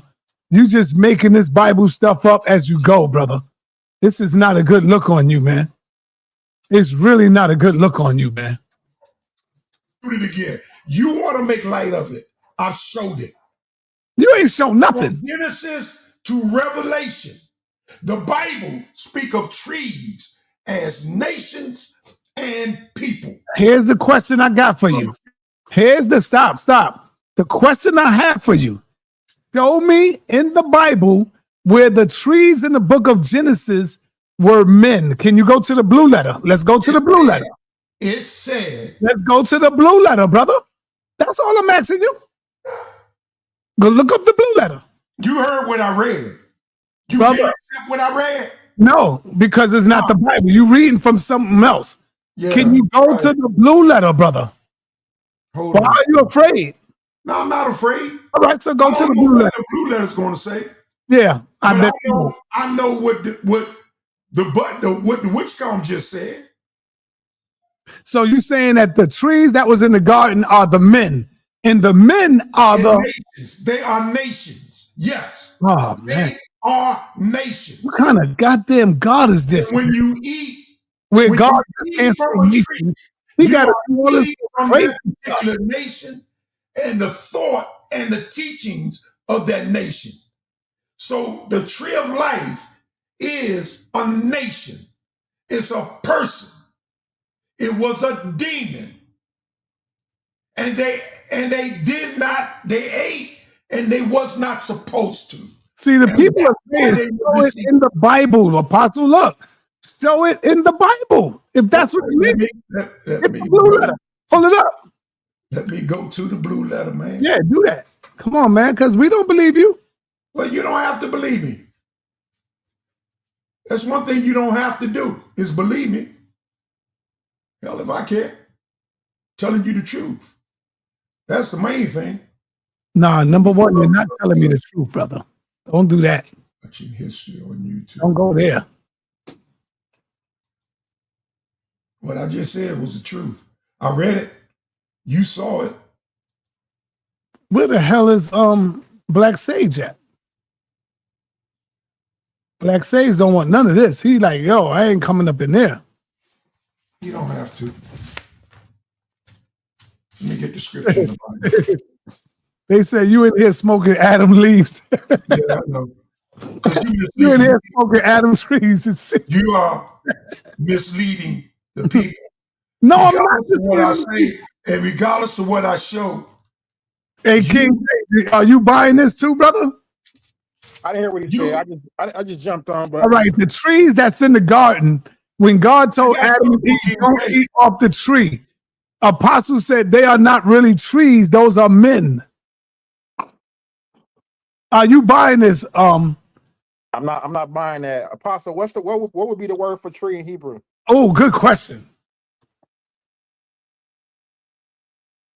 What will be the word for tree in Hebrew?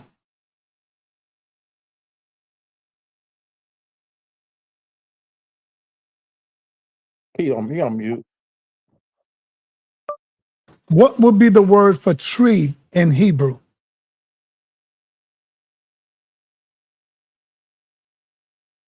Hebrew word for tree is ets, text pronounced like ayts. Another word, often used in rabbinic writings for a living tree, is elan, text elan. X. Look how long he getting now all of a sudden to get the blue letter. Usually, see, he's reading it all first because he want to make sure he don't look dumb. And look at him. Unmute yourself, Apostle. You ought to get silent or mute me. I'm trying to find the scripture. That's all. Okay. Did you hear what Sa said the word for tree was in Hebrew? That's Masoretic, modern Hebrew. I don't deal with modern Hebrew. Okay. I'm going to show you what I deal with because I got it. Okay? I got the whole book of Genesis written in it. The whole book. You got the Septuagint or the No, ain't no Septuagint, man. Qumran text? Septuagint is written in Greek. You got the Qumran text? Yo, hold on. I agree with AI on this one. Look, where the trees in the garden represent man. Listen. The trees in the Garden of Eden were not literal representations of man, but they symbolized man's free will and his relationship with God. The tree of life represented the gift of eternal life and reliance on God. The tree of the knowledge of good and evil represented the choice of obedience versus self-determination, choosing to define good and evil for himself. How can a tree represent good and evil? Except it's a man. That's what I'm saying, Si. A tree don't represent nothing. Shut your mouth and get it in the blue letter, brother. I'm looking for it. That ought to settle you right there. No, it don't. It didn't say that. And what I read, it really represents good and evil. in the Bible from Genesis to Revelation represents nations. Get it, brother. I read it. Why is it taking you so long to get the blue letter now? Because y'all distracted me, and I'm trying. And the serpent was more subtle. Come on, Apostle. He said, "He shall eat of out of every tree." I'm looking for the scriptures where God created the trees. Yeah, I'm looking for it. But all you got to do is get the blue letter, bro. You ain't got to look for it.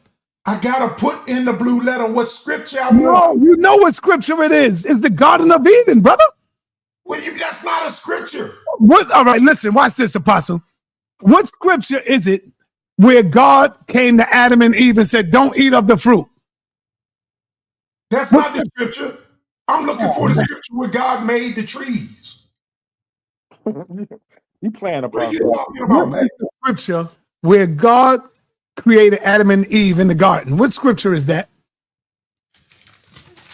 That's chapter 2, man.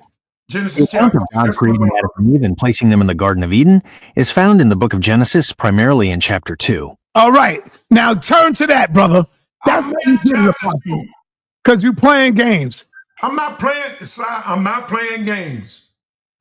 Believe me, I'm at chapter 2. All right. So, no. Get it on your computer.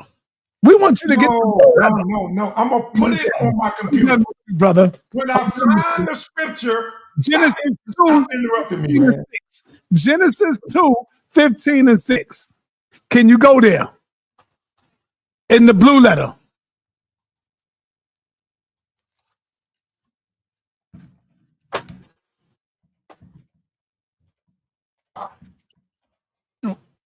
What happened, Vet? Huh? Oh.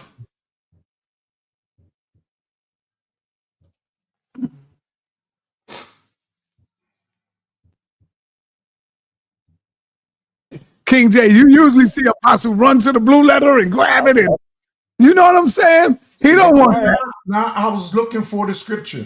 That's all I was doing. Genesis 2:15-16. That doesn't 15 and 16 doesn't talk about the tree. If you get the blue letter, it will tell you what the tree is talking about.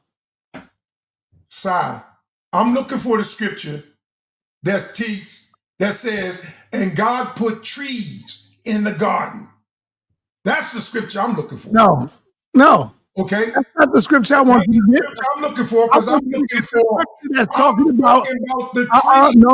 No, Slick. I want you to get the scripture that deals with Adam and Eve in the garden, brother. That's the one we're talking about when he said, don't eat of this fruit. That's what we're talking about. That tree. Not no other trees in the scriptures later on, because guess what? They could be talking about man in other scriptures. You know what I'm saying, Jay? We're talking about this one in particular. When he said, do not eat of this fruit. That's the one we're talking about. What is that? I'm looking for the scripture in Genesis. Genesis 2:9. Where it says, and God put the trees in the garden. In Genesis 2:9. Not where it says, don't eat of the tree. I'm looking for the trees in the garden. The trees. That's what I said. 8. That's what I said. The trees. Can you please read Genesis 2, verse 8-9? That's what I'm looking for. Here's the text from Genesis chapter 2, verses 8-9, New International Version NIV. Verse 8. Now the Lord God had planted a garden in the east in Eden, and there he put the man he had formed. Verse 9. The Lord God made all kinds of trees grow out of the ground, trees that were pleasing to the eye and good for food. In the middle of the garden were the tree of life and the tree of the knowledge of good and evil. Okay, now can you go to that in the blue letter, brother? Now you don't need to look for it. Can you go to that in the blue letter? Right, and I just wanted to let you know in the Lashawan it's Itaza. Itaza is tree, apostle. In the Lashawan it's Itaza.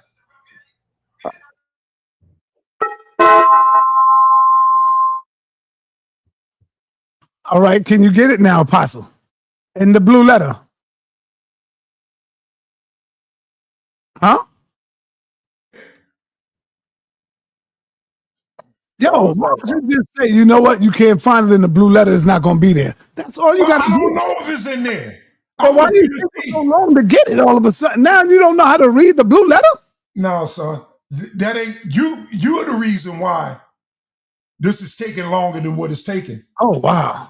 Yeah, because you keep interfering with me. Indigenous black man. What have you created, brother? Indigenous black man. Did Apostle get this from you too? Come on, man. The Lord God planted eastward in Eden, and then he put the man, and out of the ground he made the Lord God to grow every tree. Like I said, I don't know what the blue says. Not until I look it up. But what I just read to you, that'll suffice for me. And then when you get your friend to Zaria, you ask him. Since you only believe what he got. I'm going to question him the same goddamn way. No, you wouldn't. He's going to have to prove it. You wouldn't. No, you wouldn't. Out of the ground, out of the Damo. See, and that word there is Adam. Out of the ground, the word is Adam. Just like you can do that out of the ground, do that with tree. And guess what? The tree should say man If you are correct, Bro. you say man. Right, Jay? Every east. Every east.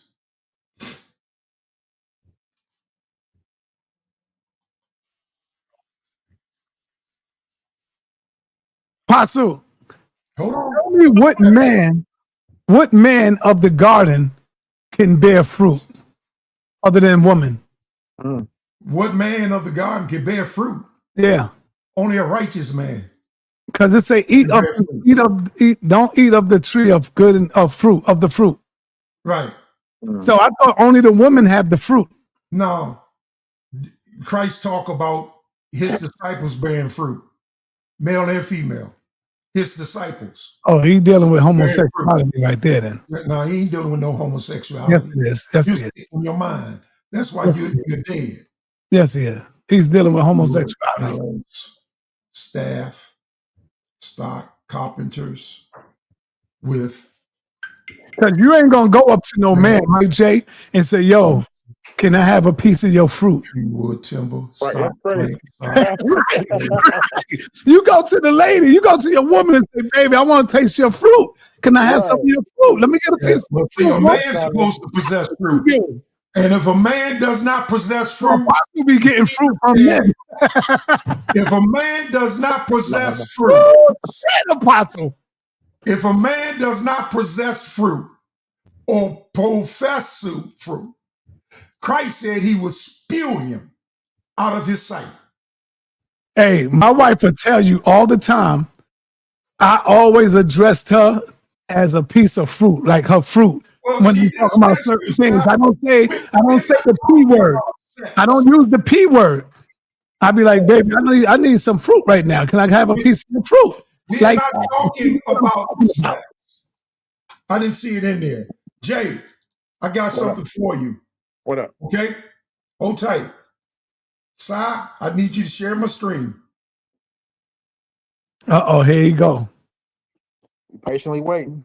He gonna show everything that don't say what I'm asking to watch. No, Here you this go. ain't nothing to do with that. I'm telling you The now. screen is sharing, brother. Share the screen. It's sharing right now. We see it. So it should say the Hebrew scriptures, right? Yep. And it say here the alphabet, right? Yep. Which is martyring. But when you get down here, that ain't martyring. This ain't martyring. Since you know so much, Jay. Okay. King Jay, what's that word? What word right here? I highlighted it. We can't see it. It's real tiny, Apostle. Hold on. I'll blow it up. Make it big as you want. Pause, man. What is this word? I don't know. You tell me. Yeah, see, you don't know that. But let me show you it to you. Just tell me. It's bara. Bara, okay. Bara, not bara. Bara. Bara. Yeah. Bara. Genesis 1. See, that don't say Bereshit. That say Barashah. Like I said, he gonna show everything but that. That says Barashath Bara. Not Elohim, but Elohim. The A, the L, the H, the Y, the M. Elohim. That's it. That's Hashemayim. That's Wa'et. That's at earth. In earth or Iraqs. Iraqs. The earth. So this says in the beginning. All right, but Apostle, this don't mean a damn thing, man. Come on, man. You going off somewhere else. Yeah, but this is going off in something else, brother. I don't care about that. Showing him what I was telling him. I'm showing him what I was telling him the other day. All right, can you give me some more allegories that's in the Bible? Let's stay on topic. You go to Genesis. I mean, go to Revelations. There's plenty. Just give me some. Allegories. Give me some. Let me stop sharing here. Plenty of allegories. Give me one. Give me another one. Give you another one? Yeah. Let me turn to my Bible. Apostle, talk about the Nakash. Nah, I don't want to hear that. I don't want to hear that Nakash nonsense. Okay. You talking about Satan? Serpent. The serpent, yeah, Satan. So the serpent is now Satan too? Yeah, he's Satan. He always been Satan. In Kemet, the serpent was sacred, brother. No, okay. Not as far as we concerned. The serpent in Genesis 3 is Christ. I disagree. I agree. Well, I disagree. Christ will not be fooled by anything evil. In that instance, I would ask, how could, if that was so, why would there be enmity between the serpent seed and the seed of Eve if the serpent was Christ? Let me show you why. sa.neter, do you love Jesus? Do you believe in Jesus? Nope. There's the answer. That's the answer. That's the enmity between. There you go. No, that's a dead man. No. That's a man that got life in him. And that would be you, I guess. I believe in him. That's the life I carry. That's the life I bear. Yes. Jesus said, he who believe in me can move as much as a goddamn stone, a mountain. That's allegory too, right?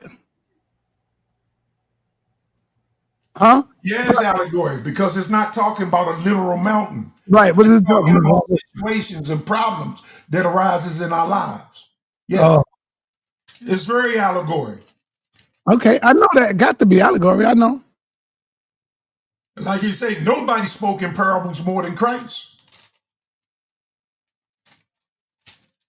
Mm-hmm. What you looking for now, Apostle? He told me he wants some more allegory. So I'm in Genesis, Revelation to give him all the allegory he wants.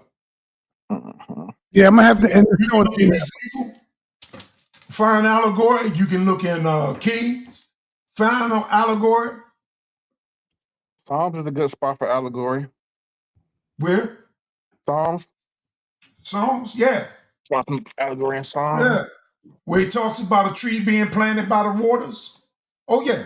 That's allegory. That's talking about. It talks about Jesus killing the fig tree. That's allegory too. Yeah. No, he did that.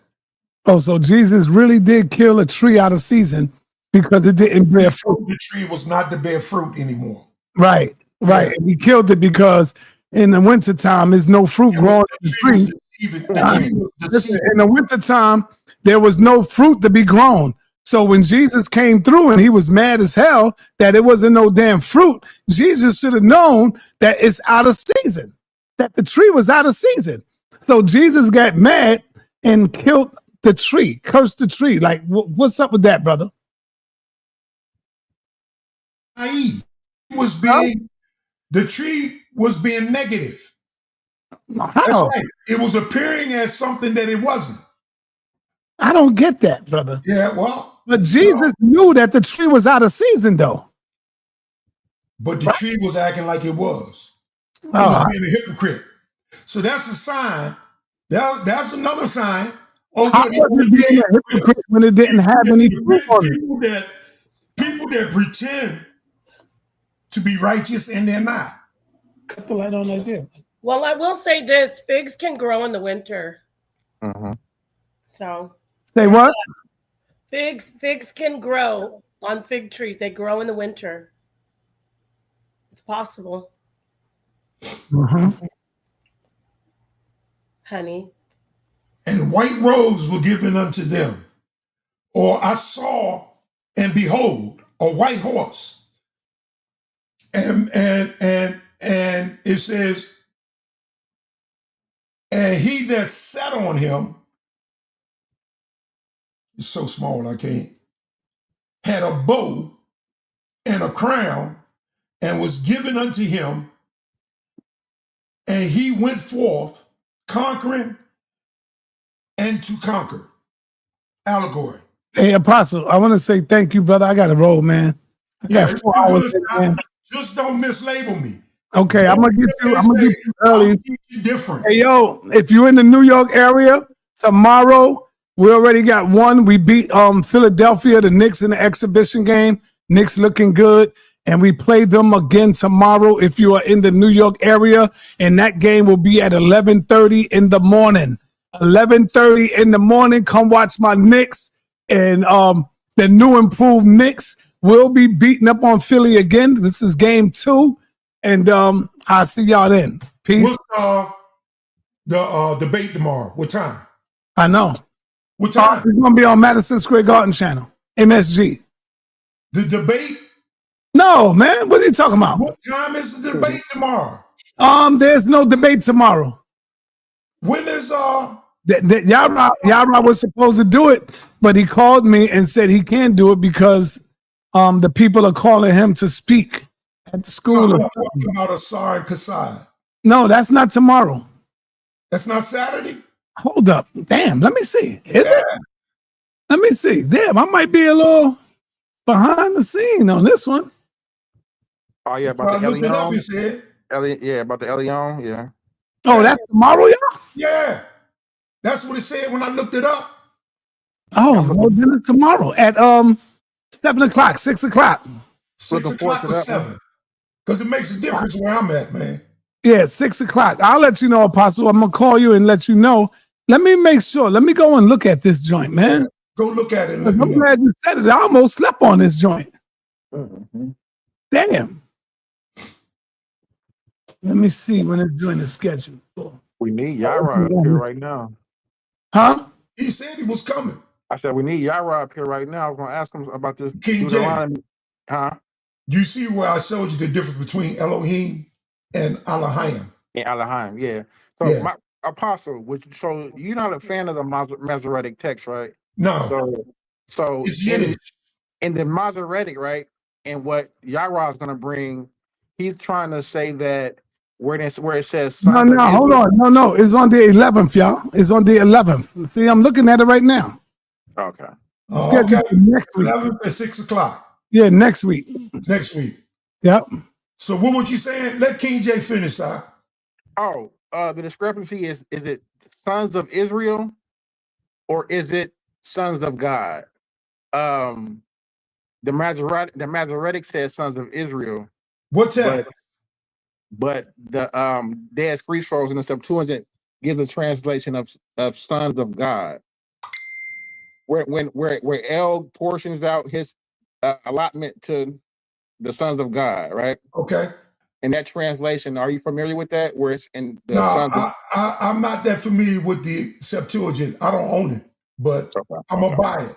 I don't own it yet. Yeah, that's the conversation me and y'all are having right now. Oh, okay. That's a good conversation. But I don't think it matters whether it's the sons of Israel or the sons of God. They both the same. The sons of Israel are the sons of God. So in Job, the sons of God are who? Angels, correct? Not necessarily. Those could be righteous men.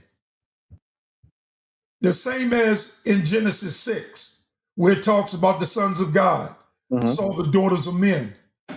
I don't believe that's angels. I believe that's righteous men. So how those sons of men came down. Came down. They came down to the women. They didn't saw, say come down, came down. It says they saw, right? Yeah, and they took from among the women all that they desire. And they had children, offspring. Mighty renowned children, right? Now, well, mighty renowned, Enoch, not Enoch, but Ham's son, Nimrod, the king of Babylon, was a mighty man of renown. And with that, I'm out of here, y'all. Peace. Just a regular man. Yeah, that's what he did. And messed up, like, he saved from up there where y'all at. He saved from New York. Well, upstate. Upstate New York? Nah, we don't claim that. Screaming at the top of your lungs don't make you that guy. Try to watch my style of replay, it don't make you fly. Don't take a break, cause the fake like the snake. When the big dog away, all they do is clout chase. When I enter the room, all they do is bout face. Put them lions on my back, then ball with the minister. Side put me on there, everybody wanna mimic you. Yeah, I thought I told